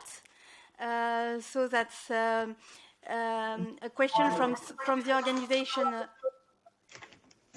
Satedi. Can I ask maybe to... yeah, perfect. And the question is regarding the recruitment of autistic young people as mediators themselves. Were there any mediators that were themselves autistic, maybe? Maybe I will... I think I can give the floor to partners in case they have a feedback on that. and maybe a more general feedback in case it would happen in the future. Do you consider that indeed autistic people would be could be very good also maybe to support their peers in such a role? So do you think that's something that can be envisaged for the future? So if one of the partners who implemented the action want to take the floor, then you have the floor. Thank you. Aurélie? Yeah, I remember actually that during the focus group that we did with people with autism, they actually said that they would have wanted to become mediators in the future because some of them learned how to work in groups and helped younger children in other settings, and they felt it was such a rewarding experience that they thought, you know what, I could become a mediator in the future, and they would love it. Yeah, some of them said that. So. Okay, thank you, Laura, for this feedback. I don't know if any one of you want to react on that as well. Inova? Yes, thank you, Aurélie. Regarding the question about recruitment of autistic persons, unfortunately we hadn't autistic persons as mediators, even though the call was open for everyone. We posted it on social media and also on our website and on the social media of the project. But we think that it would be great to have autistic persons being mediators, because no one better than themselves know how it feels to be autistic and how the world is perceived being autistic. So we hope that in the future we could have also autistic persons. What the best way to approach it would be, I'm not sure, but I think we would do again an open call and maybe also share it with our group of young autistic people that we have. We have a group for young persons for human rights, and maybe also to train them to become mediators. We are, if they want, of course, and we are doing some sessions with them already, where we try to talk about different topics like sexuality, self-determination, self-representation, and I think as we empower these persons, as better mediators they would be. So I hope this answered your question. Thank you very much, Johanna. Yes, indeed, I think it answered the question, and the participant highlighted that they could also help in the future to share some calls, and indeed, thank you for highlighting the importance of peer support and paredance in French. So thank you. Now we will continue with our program if there's no further question, but we will have time also during the roundtable to hear more about feedbacks and to comment. So now I will give the floor to my colleague Christian, who will present one of the tools designed during the project that will be shortly available on the website of the project. That is a guide that will help any people interested to replicate this action, and that explains the project. But I give the floor to Christian. Thank you. Hello, everyone can hear and see me, because I can only see my presentation. So I hope also all remote participants can hear me well. And I will be presenting one of the tangible outputs, or will write you through really quickly one of the tangible outputs of this project, which is a guide for mediation and inclusion, which can be used beyond the project and by anyone wishing to implement a scheme on mediation for inclusion for people with disabilities, particularly on the autism spectrum. My name is Christian Takov. I'm Advocacy and Project Officer at Autism Europe, and I'm autistic. Why this guide? The guide is an innovative, as it's a guide, final result of the Young Mediators for Inclusion project. It is a tool for social development, for civil, cultural, and critical thought, fighting discrimination and segregation. And it gives the possibility for other stakeholders to replicate the same model in their community, because it's based on the developed learnings and knowledge within this project. Oops, I'm too fast. The guide has 6 chapters. First, it explains the project. Then it explains what is autism and inclusion, what is the concept of mediators for inclusion, what are community services, and how to include autistic people. And the guide shall have, in its final version, also the testimonies, some of which we heard, and as a bibliography, it has a list of resources. The project is explained, the project framework, who are the partners, what was the objective of the project, how long it lasted until this summer, and then in the chapter of autism and inclusion goes back into the diagnostic history and the history of discrimination of autistic people, defines what is autism, puts a specific emphasis on autism in women and girls, asks what are some of the behaviors autistic people display, such as masking, stimming, yet what are their strengths, and concludes with embedding autism in the wider the concept of neurodiversity.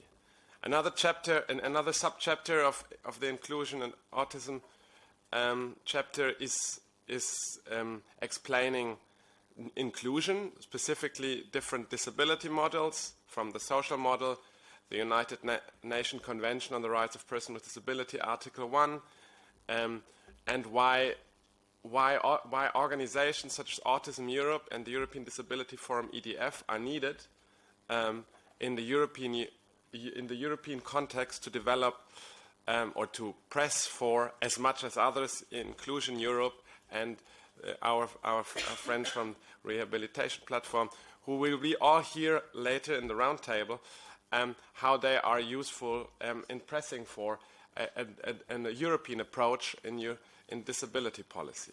And there's a large section also on how to define the concept of inclusion and what is not inclusion.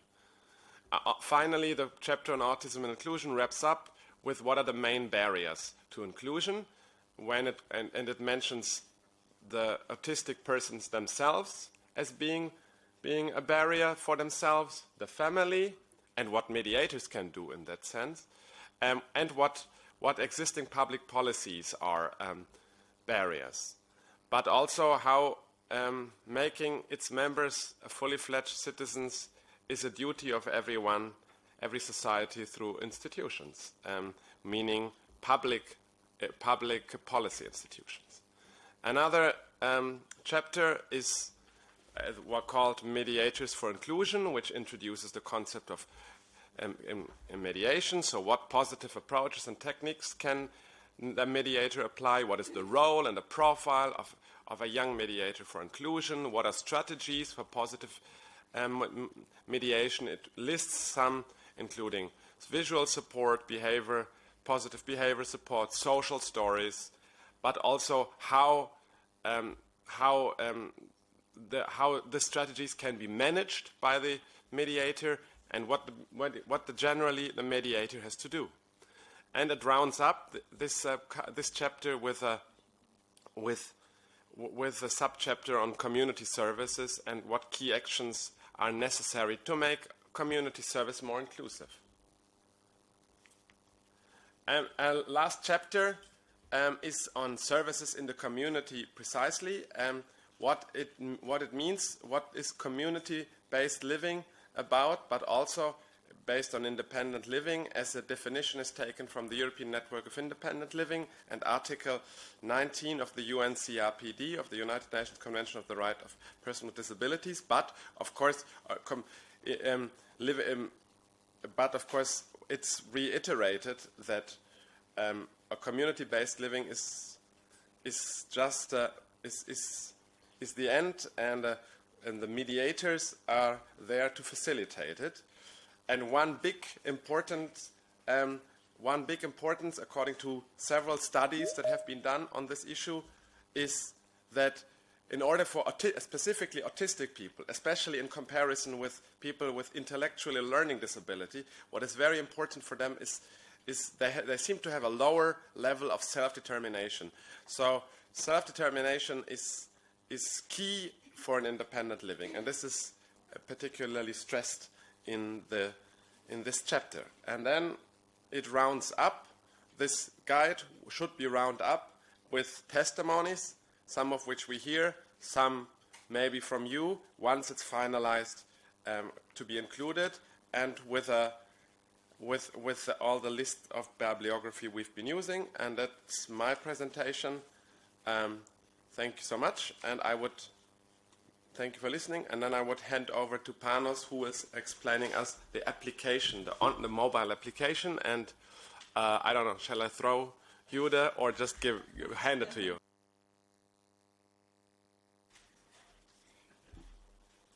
Thank you, Christian. And Panos, you have the floor.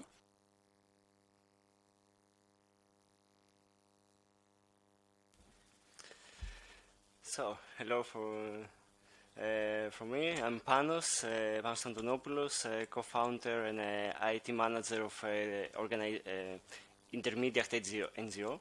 Intermediate NGO based in Greece, in the city of Patras, working since 2012, working in developing technological tools that can support vulnerable groups, and in general connecting the technology with education. So that's why we are the tech partners in this consortium, and we are very happy to be here.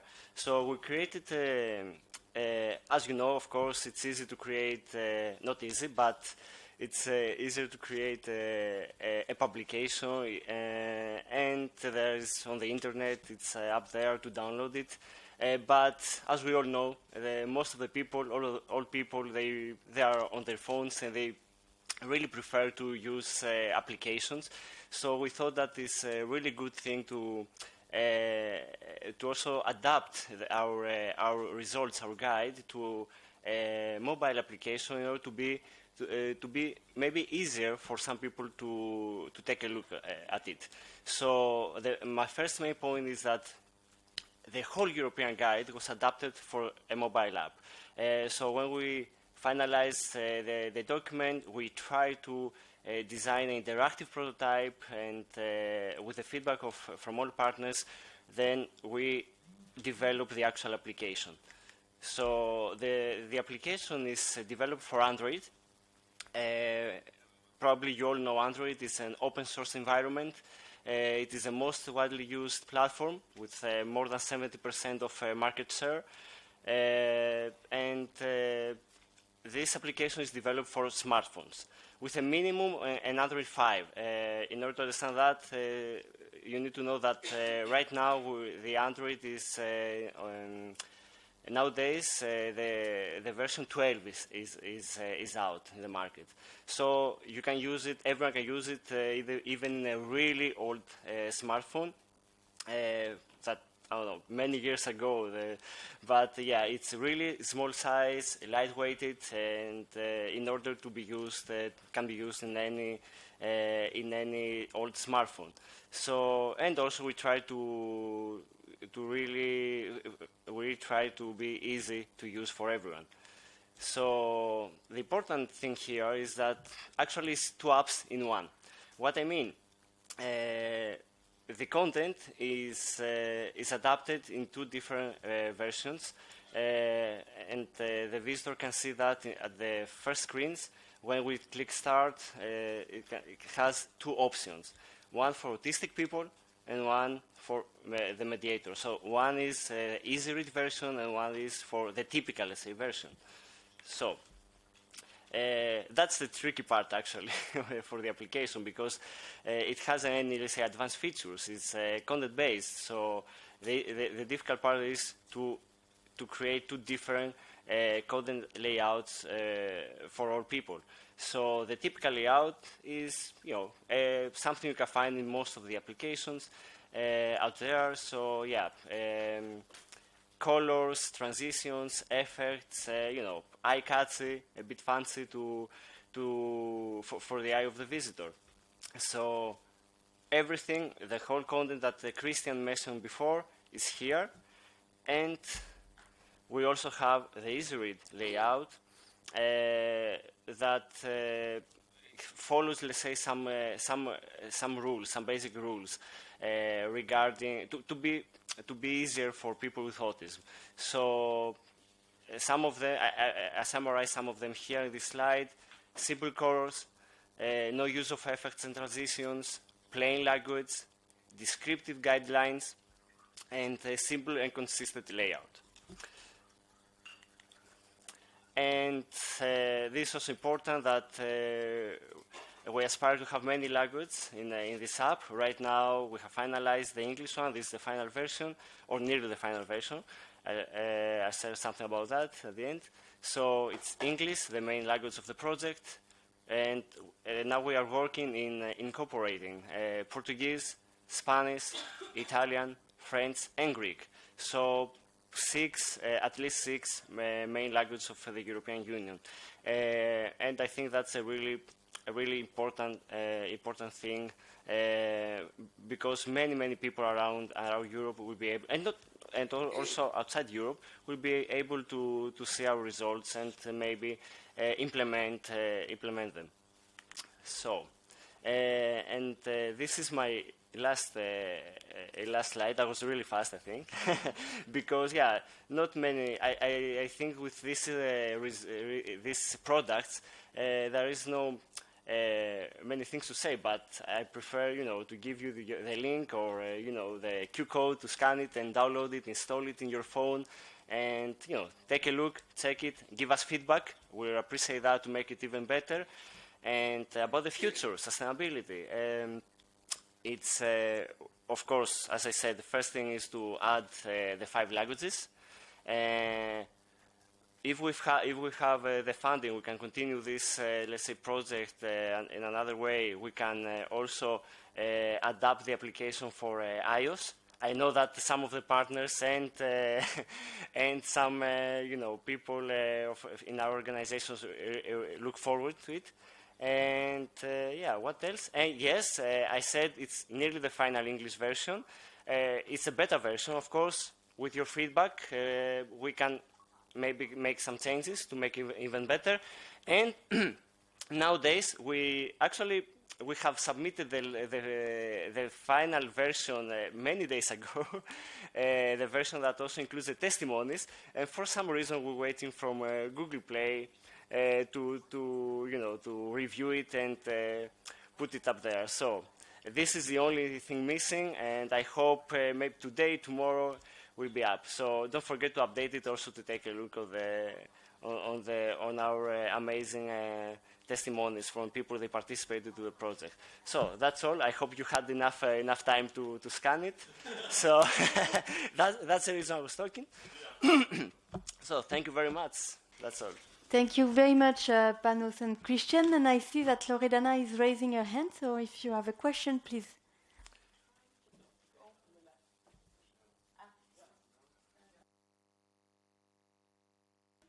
Can you hear me? Yes. Good morning to all of you. I have a quick question. I scanned the QR code and I hear it's Google Play. Is it also iOS?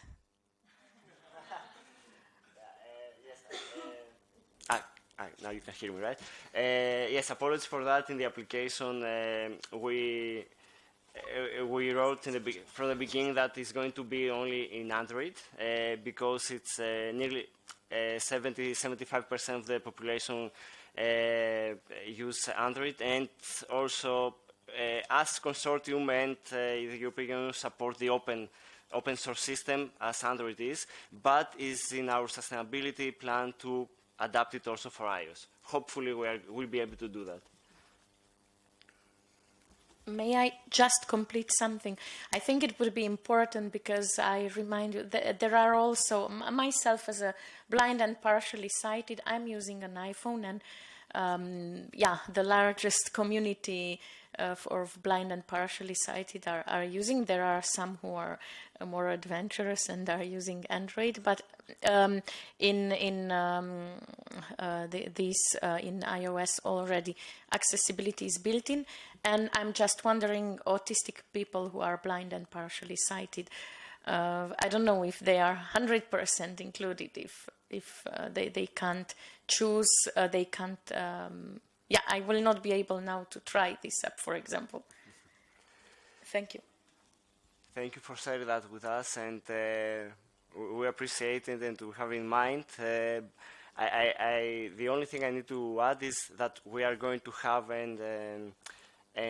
Safari version, with a link. You'll be able to click on this, and you can have everything as the interactive, let's say, version, also using by Safari. So for now, but I really appreciate that, and we can talk maybe later to give me some more information. Thank you very much. Thank you very much to Christian, Panos, and Loredana for this input. And now we are coming to the part of our event about the evaluation. So I will give the floor to Iste, our partners from Portugal, and they will highlight to us their findings so far.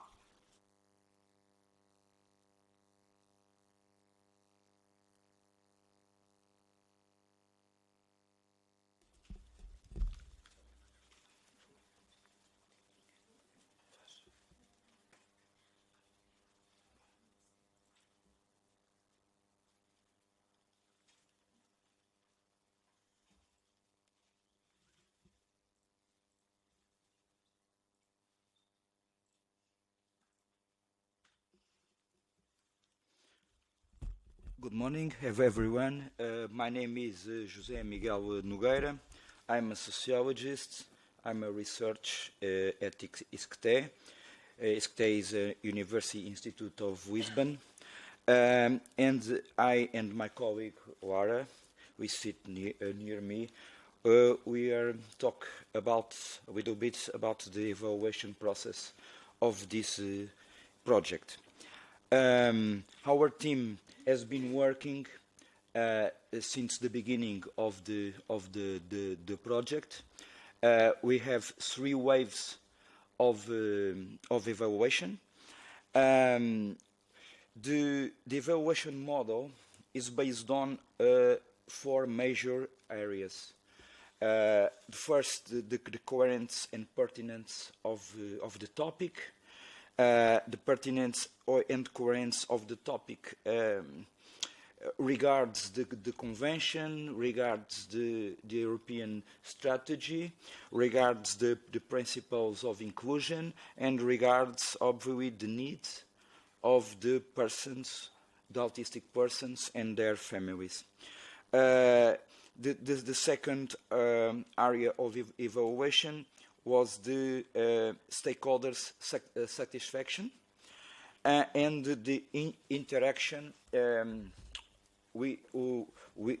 interaction between all the partners. Now we provide a results assessment. We finalize a report of a results assessment in 3 countries, in Portugal, in Italy and Spain, and the global report. You have produced already a first initial report, and now we are preparing the final report, that is an impact report. What changes when this project finished? We will study the changes of this project in stakeholders, in partners, and so on. Now, my colleague Lara will present some results about the impact of project in families and in the mediators. And I return at final to talk about the conclusions and challenge. Thank you. Good morning. It's a pleasure to be here. In this presentation, we will briefly address the main results obtained in the IME evaluations. We can say that the evaluation was guided by three main objectives. Its strategy, which was based essentially by always ensuring a full participation of all stakeholders in all phases of the project, making it widely participatory and collaborative. By supporting the production of intellectual results and the learning process based on a critical review of the practices, and by constantly reviewing and adjusting all the components of the project. Regarding methodological procedures, we've used the mixed methods for this evaluation, using both qualitative and quantitative evaluation instruments. The general results that we present here relate to the satisfaction of the participants in this project and their assessment of its impact. Focus group were directed to people with autism and family members of people with autism, as well as a roundtable of experts. Surveys were also applied to the partners' organizations and to the participants of the activities in the three countries. Presenting now results about some dimensions. Regarding the importance given to the project from the point of view of the participants, of the roundtables and the focus group, we observe, like you can see in this slide, we observe that all of them consider this project important or very important. Okay. In terms of the implementation of the Mediator courses aimed at young mediators and technicians from community institutions, the results show that from the young mediators and the technicians' perspectives in the three countries, the level of agreement is very high regarding their expectations about the courses. The same happens regarding the increase in knowledge about mediation and autism. More than half of the mediators and technicians totally agree, which shows that the course gave them the necessary tools and skills to provide appropriate support. With regards to the feeling of greater confidence in their abilities to interact with people with autism, we see that the level of agreement is once again very high, with more than 80% of mediators in Italy and Portugal totally agreeing, and all the technicians in Italy also totally agreeing, which shows that the course has an effective impact on the acquisition of relational and interaction skills. The families also show a high satisfaction, namely regarding the support received by the mediator, rating it a good or excellent. I will now pass the words to my colleague, Dr. José, who will continue the presentation. Thank you. Thank you, Lara. Thank you, Lara. We don't have this slide here, but one of the most important results is the fact that families said that without mediation, the inclusion of their children, their youngest, would not have been possible. I'm sorry, we don't have the slide because yesterday we have a problem with the PowerPoint, but this is a very important slide because it shows that the mediation is a good process for inclusion.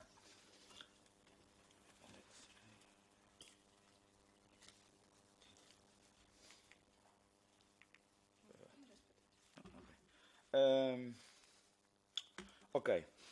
Now we will study the impacts. The impacts are the changes. We will identify the changes that the project can promote, not only in the partners of the project, but in the young mediators, in professions of community, in people in autism, in families, in institutions, and in public system. Because the sustainability of these projects is very, very important. I think that the three associations will be continue the process of training mediators, and it's very important to the follow-up of this project. As conclusions, we consider this project innovative because it's in line with the most modern paradigms of human rights and inclusion. The mediator can be a new profession in future in 3 countries. The associations are work with regional governments and work with national governments and national agencies to study and discuss this topic. The course of mediation the course of mediation, especially the internship, has had a very positive impact, not only in participants but also in multiple stakeholders.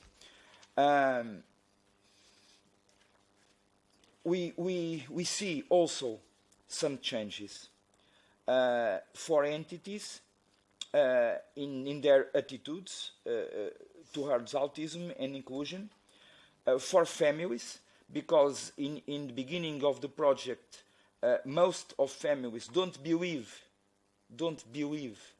that it's possible include autistic boys and girls, namely non-verbal boys and girls, in the different contexts of the community, and the project show that it's possible, and it's possible and is necessary. And now we see also a little changes in policymakers, in the local policymakers and the regional policymakers, exactly because when he know the results of the project, he think that the politics will be changed too, and the future of the social politics in the field of autism, in field of the disability, can be other, and the solutions has to be in community. Thank you for your attention. Please, for me, it's all. Thank you very much, Miguel and Lara, for sharing this important feedback and evaluation. Indeed, really the right-based approach is driving also this project and the model of social model of disability. So thank you for your perspective. And now we will open the floor. I mean, unless there is any questions you would like to address to any of the partners, and this is also valid for members who are joining us online remotely. So please do not hesitate to put questions in the chat already. But otherwise, we will also open the floor to discuss with our guests who kindly agreed to come and join us today for our roundtable.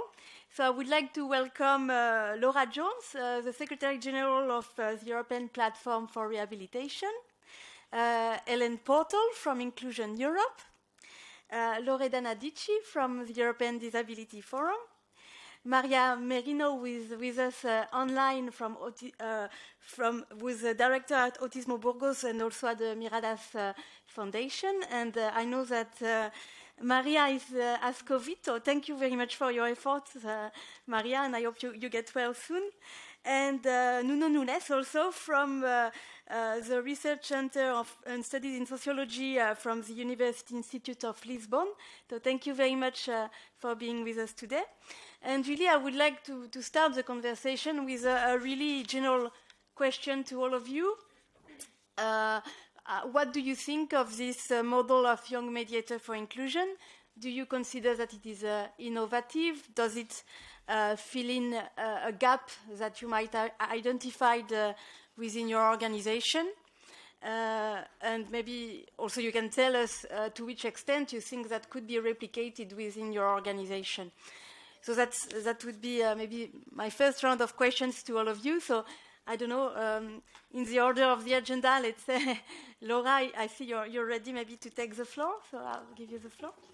Thank you, Aurélie, and thank you for this invitation, also to discover a very interesting project. And yes, to respond to one of the key questions, do I think it would be relevant for members of EPR? Yes, I do. So just to say who the members are, European Platform for Rehabilitation is a network of service providers working with people with a disability, many different types of disability, and increasingly working with autistic people as well. So particularly in that area, I know that they'll be interested, and they're interested in any new innovative training, initiatives, tools. So, and we also invited the project partners to speak at a meeting we had last year, I think it was, where we're also running a project supporting young people on the autistic spectrum to transition from education to employment and further education as well.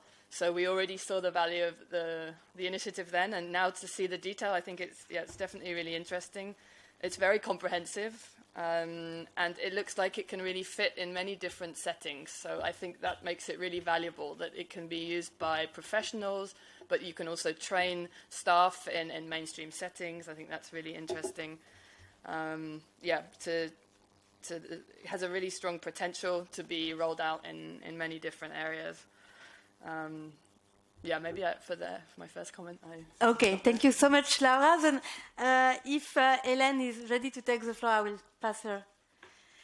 Yes, so thank you very much for this nice presentation. It's actually very innovative and nice to have such projects. I believe that the mediators are what's said in the project, bridging the gap between people with autism and the context and the difficulties they encounter in this context.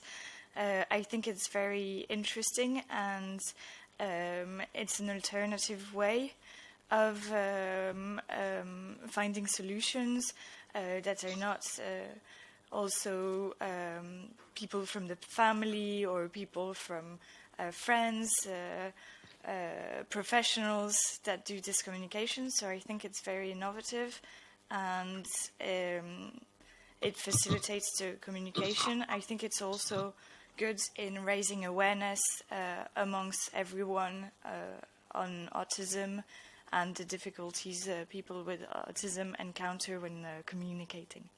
So yeah, this would be my first answer. Thank you, Hélène. If I may, maybe a follow-up question. Do you think that could transfer to and be a project that would be of relevance for people with intellectual disabilities? Yes, definitely. I think it could definitely be, because problematics in communication for people with intellectual disabilities also apply.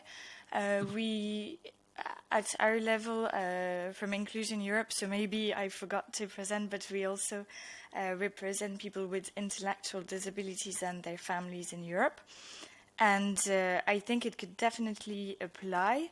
We're also trying to improve our self-advocacy, so people with intellectual disabilities representing other people with intellectual disabilities. And I think in this way it can also be a bit similar, and I made the link and connection when someone asked if people with autism could be mediators. I think it's also a bit the idea with self-advocacy is trying to make the link, but it's more for representation and not so much in everyday life. But I think it could be interesting in everyday life for activities. And so, yeah, definitely. Thank you. And maybe I will pass on the floor to Loredana from EDF. Yes, thank you very much, Aurélie. Indeed, it is such a perfect moment for this project, because I don't know how many of you are aware, but this year Commissioner van der Leyen declared as the European Year of Youth. And I think it couldn't be a better moment to gather and speak about this project, because it is about empowering young people with and without autism. And I find this model is interconnecting people, because the young people, young autistic people, can count and can get a mediation to get to fulfill some of their rights and to be able to participate. And they share their knowledge as autistic people with these young people, who at their own term they are ambassadors of inclusion, because they will show it is possible to have an inclusive society. It is possible to relieve, to take out barriers, and then they can show this to the general population, and thus improve. And well, whether this model is available for our organization, so at EDF we are defending the rights of persons with disabilities in Europe. More than 100 million people in the EU are persons with disabilities and beyond. And we are present in all EU member states and in other countries around the EU, 40 countries, and we have 105 members. So certainly this kind of project can be a model that can be replicated in all disability communities. Thank you. Thank you, Loredana. Then I will pass on the floor to Maria, who is joining us remotely. Thank you very much for the invitation, and also thank you very much for all your presentations. I think the mediators has already in the life of the people with autism, but now it's more important to focus in young mediators, and also to focus in how autistic people could become young mediators too. I think this question this morning was the most important of all of the other questions, because they really know how they can behave in different situations and how they can really succeed when they include into the community. So this is one of my reflections from this morning, and I think also this project is a point of depart. It's not just the end. It's like the first page of a book that could become and be developing by the times and the cultural change that are really challenging all of us. So that's all for from this part of the question. Thanks. Thank you, Maria, for highlighting again the importance of peer support and for this perspective. Then I will pass the floor to Nuno. Hello, good morning, everybody. I think that you are listening to me. Yes, right? thank you. We can hear you perfectly. Thank you so much. Okay. Good morning, everybody. It is a pleasure to be here with you. I appreciate very much the invitation that was made to my person. To try to answer to your question, and I think this is a clear profession of the future. If you want a European future more fair, more inclusive, less unequal, I think this is a wonderful example, practical example, what would be the labor market, what would be the functioning of Europe in terms of institutions, in terms of social relations, and so on, for the next future, for the next years. So for me, this is clearly a way for building the future. It has a human-centered approach. I agree with all that was saying until now, and it has also this profession of the future should be inscribed on the decent work agenda, on the future of the digital society, on European Green Deal. So all in European Pillar of Social Rights. So all the framework that we know that exists in the European Union apply. This framework, this institutional framework, applies directly to this profession. So for me, I would be very glad if this profession will be a clear presence in communities. The other aspect that I want to remark that could be an added contribution is about communities. I think this project is very assertive, very important as to understanding the way how individuals, how people with autism, how families should and need to interconnect with communities. And these communities will win also with this connection. So it has a multiplier effect I completely agree that this should be replicated. And for me, this should be a European policy for the next year, centered on mediators, centered on community institutions, their interlinkage, and to understand the political, the economic, and the cultural importance that this could have for all the people involved. Thank you.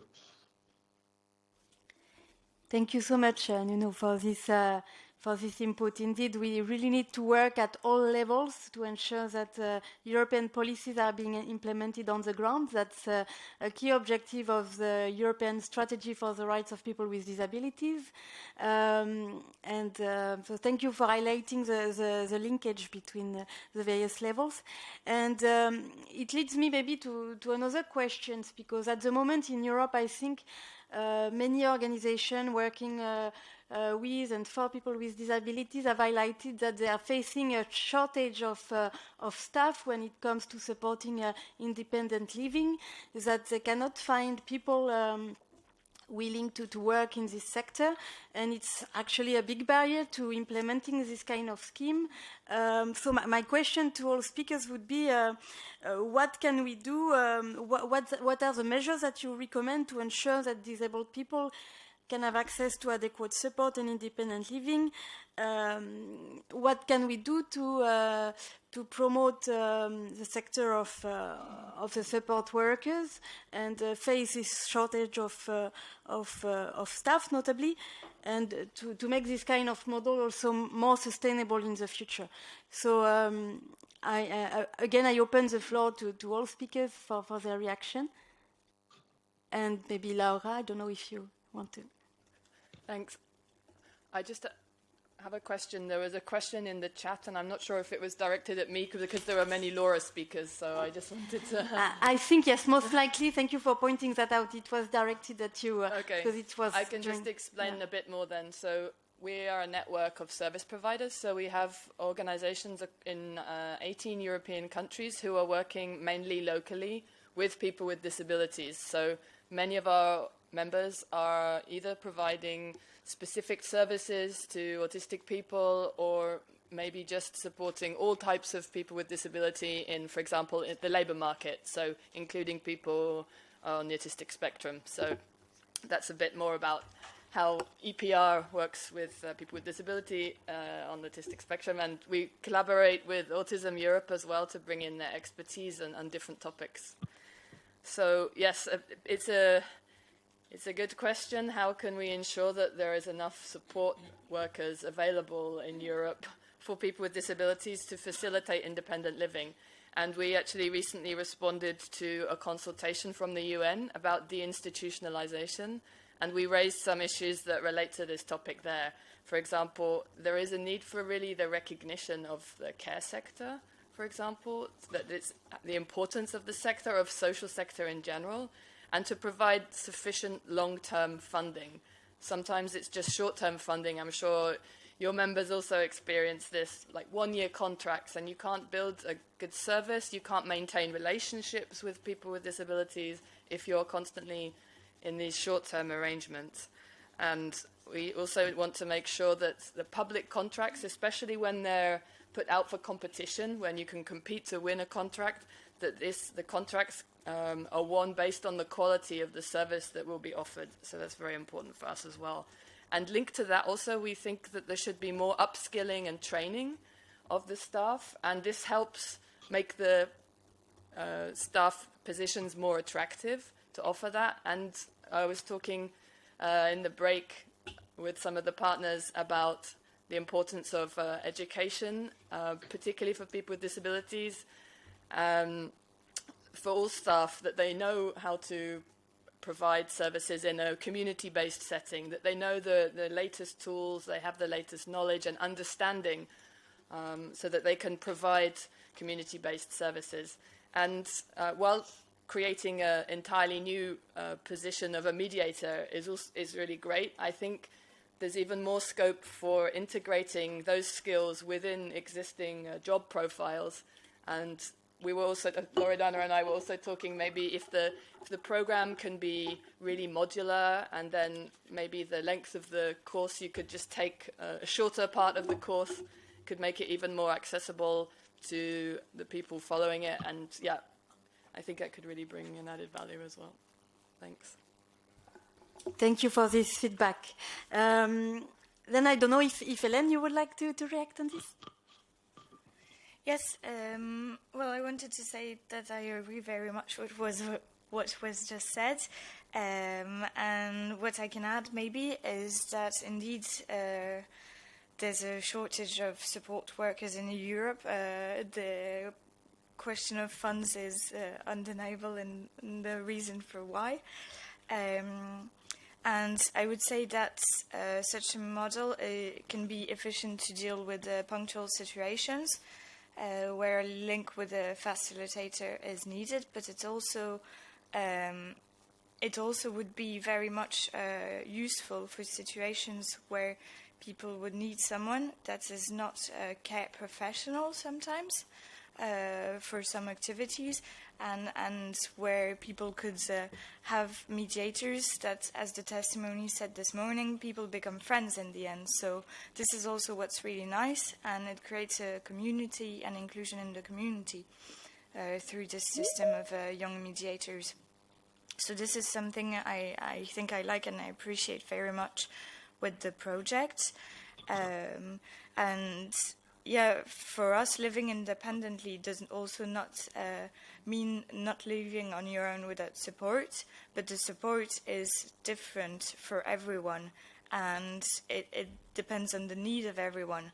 So this is something what we saw also with people with intellectual disabilities and self-advocates. Sometimes they need, the needs are different. Some people need the same support person always, and for different aspects, and it's more medicalized also sometimes, and sometimes people can have different support person, and this is the way we work. For example, with one of our colleagues in the team, everyone is trained and knows how to support him according to the needs he has. So I think this project is good because it gives you a variety of possibilities for people with autism and with intellectual disabilities as well for support. And yes, this is also something that is important with the independent living. It's also about the quality of life, well-being, mental health, and so on. Social contact is very important, and I think that the Young Mediators project is definitely a way of improving this. So, yeah. Thank you very much, Hélène, indeed, for this important perspective also of maybe the flexibility of this scheme that could be delivered in various ways. And then, if Lorena, now you would like to react again, please take the floor. Yes, thank you. First of all, I think it is very important that member states and the EU take up their responsibilities. Living independently is a right, not a favor. To live where you want, with whom you want, to go out when you want. And I think also that life is like this. We are not living, each of us, in segregated communities. No, communities are diverse, and we are all together. And I think this should be also reflected for persons with disabilities, and here specifically for autistic people. Also, the right to participate and in cultural and leisure activities is a right. The Convention states it clearly in Article 30. I even went this morning and took back a look. So member states have to do many things for that, and we shouldn't leave them not doing that, because all of them, they have signed, adopted, ratified the convention, so they engaged to implement it and to do it. So this is very essential. We are not going to ask for a favor, but we are asking to respect our rights as citizens. And this is essential, first of all. Then the EU should invest in, the EU and member states, again, should invest in community-based services and the ones people need. And they should consult with us, persons with disabilities, because we know which are our needs, and with our representatives, the disability people organizations. I think this is essential to be able to set up proper programs, proper way of support. And then I'm coming also back to the young people who have an important role in this project. Maybe an intermediary phase could be to use already the existing schemes for young people. I'm just thinking of the youth guarantee, but maybe also the newly launched ALMA program or other youth employment schemes that could help young people to become professional mediators. But I use also maybe for shorter periods of volunteering schemes, even though, let me say honestly, I am for volunteering. but this shouldn't be a permanent situation. Young people, they need also to build up their professional lives, and I think this is essential. And indeed, providing, in the case concrete of this project, as Laura said, we discussed this,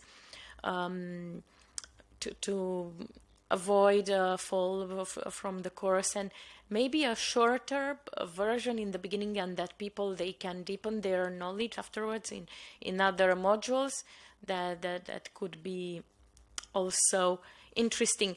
And I think even a shorter module should be part of the educational curricula for young people last year or something before they come out and go to the uni, or I think it would be both good for awareness and changing mindsets and becoming already inclusive citizens of their country, continent, but also would be beneficiary for all of us. Thank you. Thank you so much, Loredana, for this strong message. And I will now pass the floor to Maria, if you would like to react further, Maria. Yeah, I agree with my colleagues. I think what a complicated question, because the shortage of support workers, not just in disability, in the disability that is increasing all over the world, because young mediators became older and also autistic people became older. So young mediators are not going to be young for all the rest of their careers. And young people with disability became also older as the same as the rest of the population. So just pointed out some things that I think they are already saying in this table, like the increasing of the level of professionalism, the upskilling and training, extrinsic and intrinsic motivation of the people who are going to be mediators. I think we need to work since the beginning in the primary school and the secondary schools about altruism and also how to make changes in our communities, how to be less obsessed with our own success, to become more like caring of others, and thinking with policymakers about that care is a priority for all, because all of us, we are going to need these support workers in one time of our lives. I think that's all that I want to summarize. Thank you.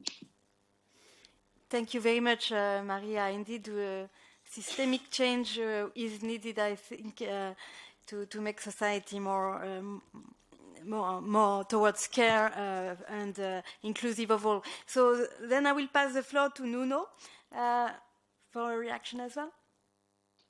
Thank you. I agree with all that was said until now. Let me try. I will try to structure my answer by saying that I'm a social scientist, and from this point of view, science and social science needs to think about how inequality, and when we mention about stigmatization, discrimination, all of this is about inequality, but how inequality how could we reduce inequality and build inclusive public policies? And for me, in the models that I think are the best ones for society, in these relations between inequality and inclusive public policies, we are building a sustainable development. So this is, from the scientific point of view and from the challenge that societies face today, all the the issues that we are dealing in the world could be intertwined between inequality, public policies, and sustainable development. And for me, this is very important. Also, for another question that was another problem that was raised, that probably is the most fundamental, is about the precarity of the conditions for building a strong professional of mediators, and that could be disseminated and applied throughout the territories. And I don't know, but let's see what will happen. But we could have an opportunity to enter in the new paradigm, the paradigm of well-being. And in this paradigm, business as usual, it's not the only solution. We have to go forward. We have to understand that today public capital is stabilized, as Piketty is showing. We are seeing that private and public investment needs to be more robust, and we have to invest more in science, because science needs and research, it's fundamental to the well-being approach, to understand what are the needs of people, to understand what are the needs of these specific people. And for me, this is very clear in my mind. We have to change the economic paradigm and to center, we can talk about a well-being approach, a care economy, and so on, and several social scientists and several economists are working on that direction. The first point that I would like to mention is about education. And we are dealing with several challenges also in education, and we should improve new pedagogical models.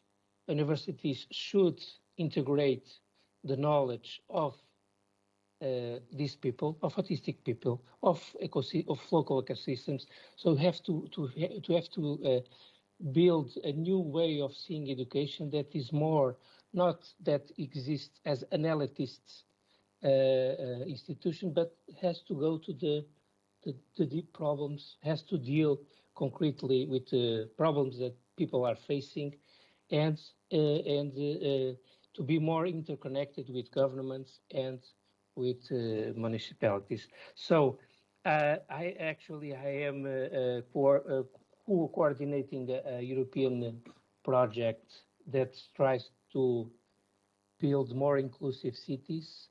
And for me, one of the challenges that we are facing, that the European Union expect from us, is to innovate in terms of education. So this is also very important.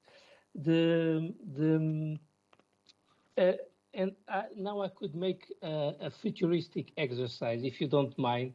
It's my last comment on this question.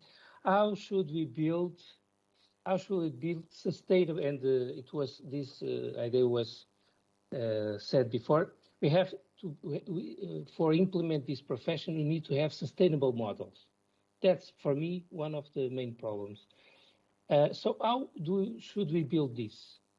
And probably I think that the three levels, the EU level, the national level, and the local level, are fundamental. We could build this profession that this profession has needs to be a qualified profession, and institution, higher education is important also for that. And the working condition needs to be good conditions. So for people could make a long project, it's impossible with 6 months of contract, with a project that ends with 3 years contracts to help people with autism. It's not. Of course, it is a help, but it is not a sustainable help. So.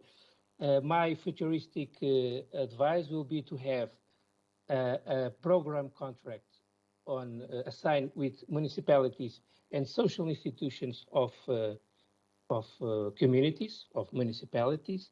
This contract program should be measured by well-being impacts, not about profits, but all about the quality of life of people with autism, about the consequences of community for communities of this program, and also the well-being of families with autism.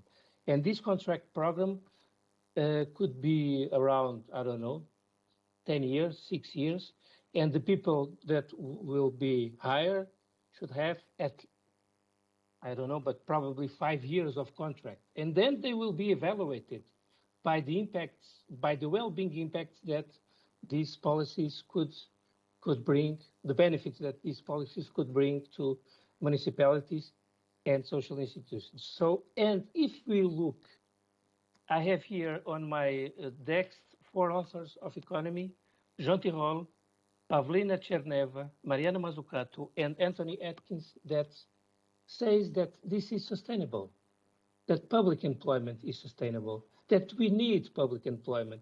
So this profession that we are discussing here, for me, it's a practical way of having this in mind. And in the current financial instruments that European Union has, I think we have the conditions to implement this professional as a sustainable path. Thank you. Thank you so much, Nuno, for explaining to us this model that indeed is very, very interesting, and this perspective. So I think it brings us to the end of this roundtable, but I would like maybe to give the opportunity for any last questions that participants may have at that stage. Yes, please. Hi, I'm Salima, and I'm a self-advocate. So first of all, thank you all for your work. Seeing it from an external person, it really gives a lot of hope, and at the same time, it puts down the rest of the work that needs to be implemented still. I have many questions actually, but I will try to restrict to 3 main ones, also because intellectual disabilities is work for my thesis research, so you can help me out, and hopefully I can disseminate that paperwork among political sciences and law so that they understand that things are moving on within stakeholders and the EU. So what still is not clear to me, in intellectual disabilities, I've had the pleasure to come to know various associations, stakeholders. However, it's a bit difficult to understand what is the exact relation between Autism Europe, the European Disability Forum, and Laura for the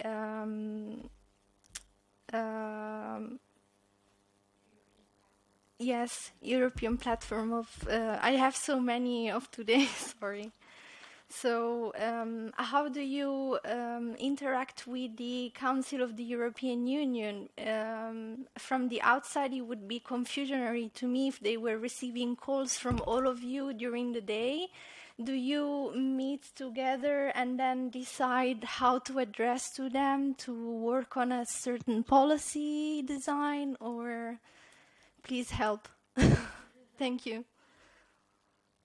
Well, maybe I will just react to that quickly. So, for example, Autism Europe and Inclusion Europe are both members of the European Disability Forum. And we cooperate closely with EPR when it comes to addressing issues related to autism. For example, we've cooperated in training in the past and so on. And when it comes to public consultation and responding to consultation from the European institution, actually there's a kind of what we call a structured dialogue with the European institution. So one of our main interlocutors is, for example, the European Commission, and and they are in charge of implementing the European Disability Strategy for the rights of people with disability.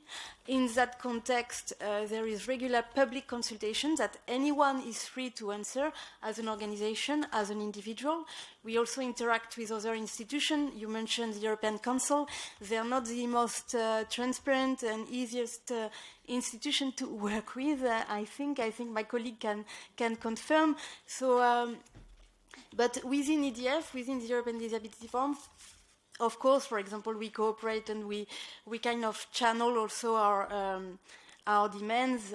They're really the main body at the European level. So we try really to have this cooperation on an ongoing basis. And that's in terms of advocacy. I don't know if any of my colleagues would like to add something. But otherwise, on this dimension, we can also take this discussion out of the room later on and go into more details if you want. Thank you. Yeah? Thank you. Is there any other questions? I have two more. Yes, sorry. Excuse me. So the second one is, so what about the policy design and implementation other than the UN Convention, the Disability Strategy? Is there a policy that has been already implemented at a regional level, or it's still a work in progress? Regarding disability? Yes, intellectual disabilities. So, I mean, as was mentioned by Loredana earlier on, member states in the European Union have all ratified the UN Convention on the Rights of People with Disabilities. So they have to implement it at the national level, at the regional level. And there's, depending on member states, there's various policies that are being implemented. Some member states have a specific strategy for this implementation. So it all depends, I mean, indeed at the local level. Okay. So it's difficult to give like a comprehensive. I will give the floor also to Loredana, who wants. Just wanted to say that I think you will get a good overview. EDF has published a booklet which is called Your Rights in the EU, and it refers to all disabilities.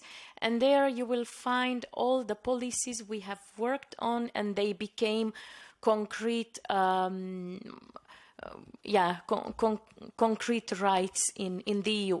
I just give an example. The fact that today persons with disabilities have right and for free to assistance in the airport is one of the result of our work on passengers' right. This is on plane, coach, train. So that's just quickly a concrete one, but you will have much more. So don't hesitate to come to me, and I will give you my contact, and I can send you information.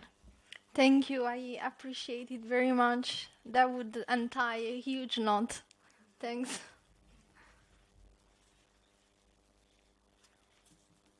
So we have the Secretary of State with us from Portugal, and I think she has a very busy agenda. So I would suggest maybe we give her the floor, and then we can continue the conversation, whether in the meeting or also informally. So I'm very delighted to welcome Sophia, Antone, Secretary of State for Inclusion from Portugal.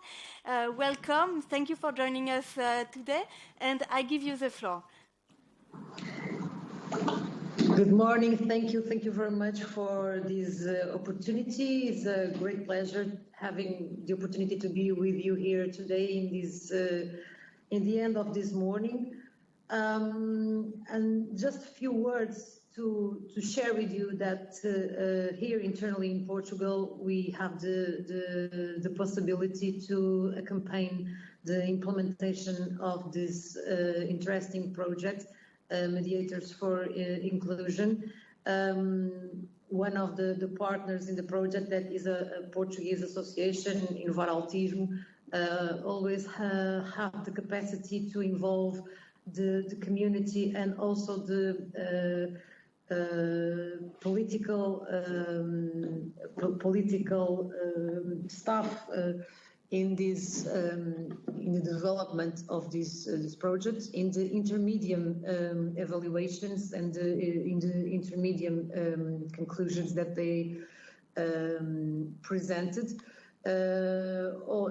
All the time we were together and have the opportunity to see how this concept of the mediators for inclusion could be effectively an option and a solution in the work, not only with people with intellectual disabilities, but more generally in the work with different kinds of disabilities. We have approved recently, in the last year, 2021, our national strategy for inclusion of persons with disabilities, and we have a period of implementation till 2025.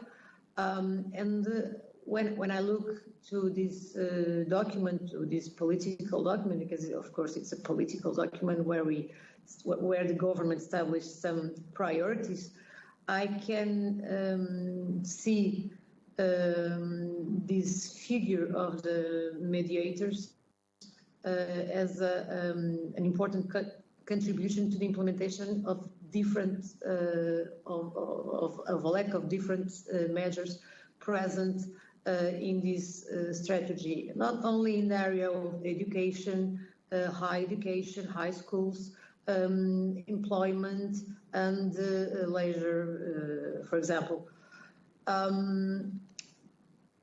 When we start in Portugal in 2017 with personal assistance, and of course I know that in different European member states and European member countries, we have different points of view and different perspectives about the concept of personal assistance. But considering exactly our perspective in Portugal about personal assistance that we are implementing since 2017,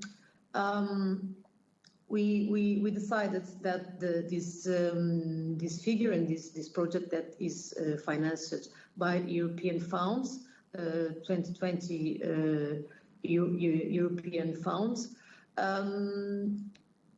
we designed the model to be useful for people with different kinds of disabilities, not only for people with physical impairments or sensorial impairments, but also, of course, to people with intellectual disabilities and specifically people with autism. And what we are concluding now that these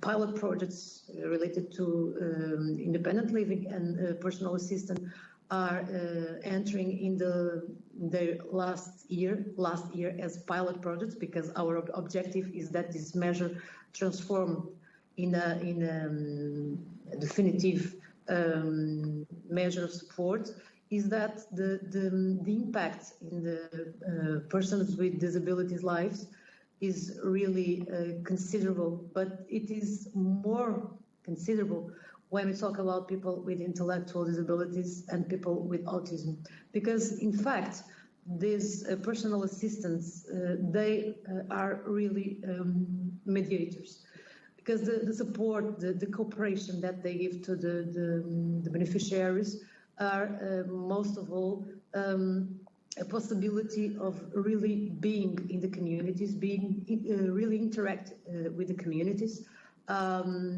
really have the opportunity to realize, to get activities, to have a more easier acceptation in their jobs when they are working, and to have more active lives in the perspective of leisure and sports, for example.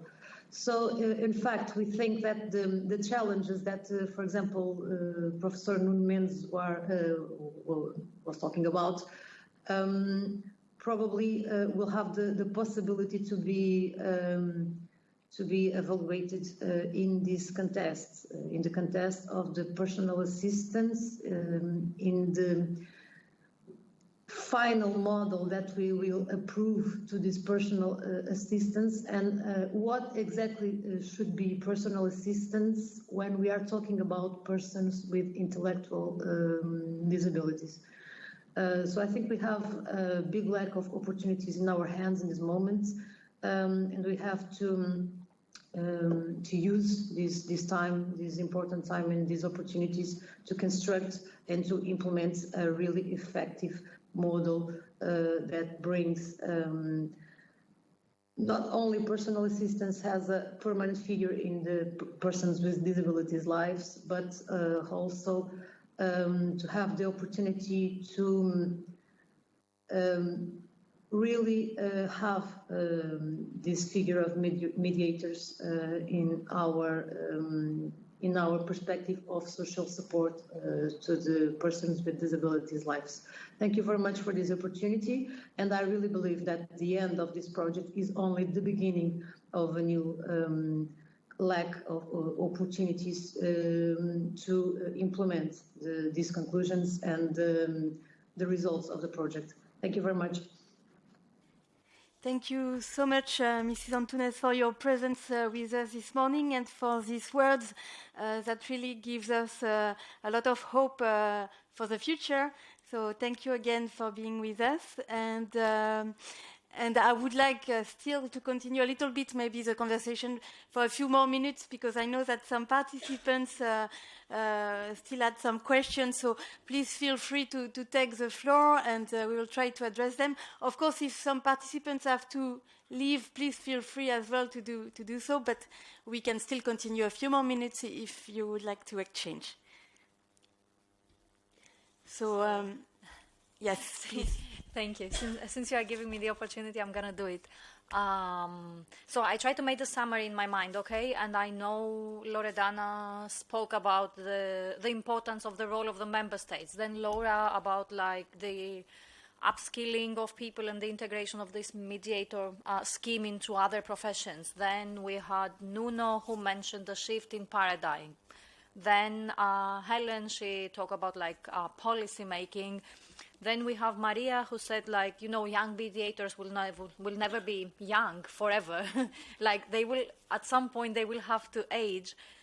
So, and then I heard you as well of what you said. And in my mind, I see a huge need for like horizontal action. And this, it translates for me into intersectionality.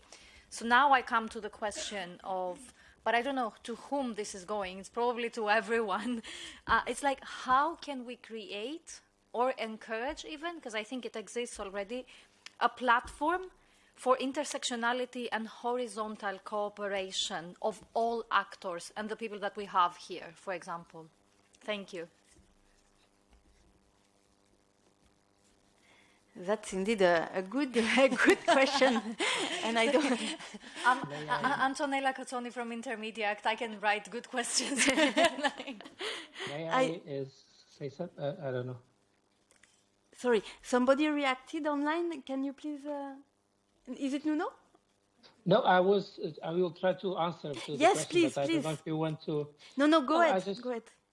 I just want to say that this is a very important question. This is because we are facing democratic challenges, real democratic challenges, and the horizontal relations are very important for that. If you increase democracy and if you increase all these thoughts, the ideas, projects that we are talking, probably we will decrease some political projects that wants to stigmatize, defend racial and xenophobic agenda. But for me, and trying to be the most concrete as possible in these matters, we have to create the local conditions for that. We have to integrate and all the relevant stakeholders in local in local context should be participate. Companies, municipalities, social institutions, people with autism, families, all together. We should have a democracy. European democracy needs to have a way of communicate that tries to hear the other, not try to impose what your idea is not to impose our own idea. And I think that's research and scientific research could be a way, because people need to know that their opinion is not probably the right opinion. We have to share thoughts. We have to cooperate, and science, it's a way to legitimize the decisions. And unfortunately, very, very often, the decisions that are taken on local context are not based on rational arguments, on scientific decisions. So sometimes what wins is the vertical relations. I think I don't answer to the question, but that was my contribution. Thank you. Thank you so much, Nuno, and at least for the effort to answer the question. And we can continue thinking of this. I think we had a question in the chat from the representative from Satedi. So I will give you the floor if you want.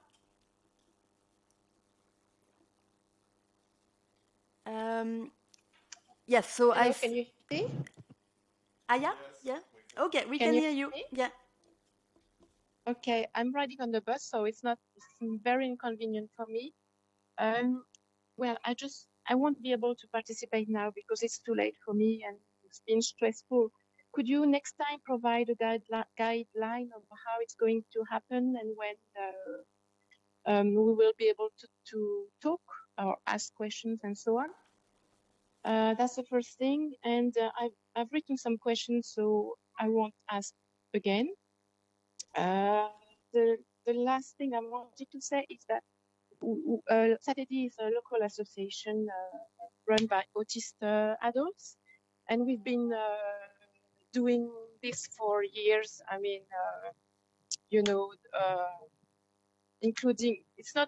it's just living within the community. And so I think it would be interesting to start from where we are. I would be very interested in connecting with you. But I find it very difficult. So to me, it's my basic challenge, and it's a two-way challenge as well. So there are autistic people who are able, who have been doing it for years, but they don't. I don't understand. We just don't connect. We don't. I don't know. To me, it's weird. We're there, but we are not existing somehow. So I don't know. It would be interesting to talk about it. Thank you, Aya. And I think you're on the bus, but still, I will try to address quickly a couple of questions. So we will circulate all of the presentations. I think people who were present today will agree that we share also contact details if you want to contact them, to interact with them. Thank you for your feedback on the agenda, and indeed the question and answer session should have been better highlighted, that's for sure, and that's a point well taken. Sorry also for all the glitches, because that's the first time that we organize such an hybrid event at the Economic and Social Committee, and I'm well aware that there was a little... You've done great. You've done great. Thank you. I'm not criticizing. Thank you so much. But we take your point and we stay in contact, and we will also circulate the presentation.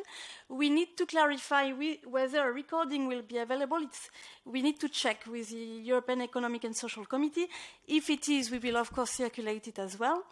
And we thank you for your participation today, of course, and we we remain in contact and to see what future action we can and cooperation we can have. Thank you so much. Thank you. Thank you very much. And Laura would like to have a comment. So. Yes, it was a bit in comment to Antonella's question about cooperation of all the different actors and could there be one place for cooperation. And it's true now there are many different places where we cooperate. For example, on the topic of employment of people with disability, we have 6 organizations called the Inclusive Labour Market Alliance where we just look at that topic. Then I know other organizations here are a member of the social platform and they look at broader topics that are relevant for social service providers and social actors across the board. There's also the disability expert group, which many European networks are part of, so that they can feed in. And yeah, we have this official consultations with the Commission, and then we try to develop ad hoc partnerships. But I think there's always room for improvement on collaboration on this topic. And I know, yes, we're trying to work a bit more with Autism Europe. I want to reconnect to EDF to see where we're working. We can work together more. And Inclusion Europe, I know we've worked together in the past in different events. But yeah, I think we can do more. But there will always be, I think, many different platforms that we're working in. Loredana? Yes, just on the same line, I would like to bring forward that work is also starting, like the European Commission set up the disability platform. This is in the framework of the European Disability Rights Strategy for 2021-2030. But I think there is room because like all on a local level, as our Portuguese researcher colleague said, to establish such connections also on local level, to have inclusion focal points, or we want also, we were a lot from EDF going to have focal points on the Convention on the Rights of Persons with Disabilities, but and gather all people in the same place to discuss and go forward together. Yes, we have structures here and there, and sometimes they don't know of each other, and that's a pity, because if it was, then they don't have to reinvent the wheel. Just a short anecdote, I was in a meeting of the European Commission about education, and people were trying hardly, it was about inclusion, to define inclusive education. And I said, why do you need to define inclusive education? The convention in the general comment specific on Article 24, which deals with inclusive education, says clearly what it is. So don't spend time to reinvent the wheel when this one exists already. And that's a pity. We are losing a lot of energy and resources to do so. We really need, and I think it's also and what has been done also until now, it's thanks to the hard work the disability people organizations have done, and we shouldn't stop and try to bring all people together. Thank you. Thank you so much, Loredana. Is there any last comments or questions? Otherwise, I think it's now quite time to close this event, but it's been wonderful to exchange with all of you. And we thank you for your participation, for being with us today. And we hope that it's just the beginning, indeed, of this model of young mediator for inclusion, and that, indeed, we will continue to cooperate together to mainstream our concerns in society. So I think we are coming to a close, and people present here can, of course, come and ask us any questions later on. So thank you again. We have an event also next week in the European Parliament that is about accessibility and autism-friendly spaces for autistic people. So you can find the invitation on our website. My colleague will put it now in the chat. And you're welcome to register. Registration is until tomorrow. For people who want to attend on-site in the European Parliament. So we're hoping that we can continue the discussion and cooperation there as well next week. And in the meantime, also, I wish you all a nice summer, and thank you again for being with us today. Thank you. Thank you. Bye-bye. Thank you.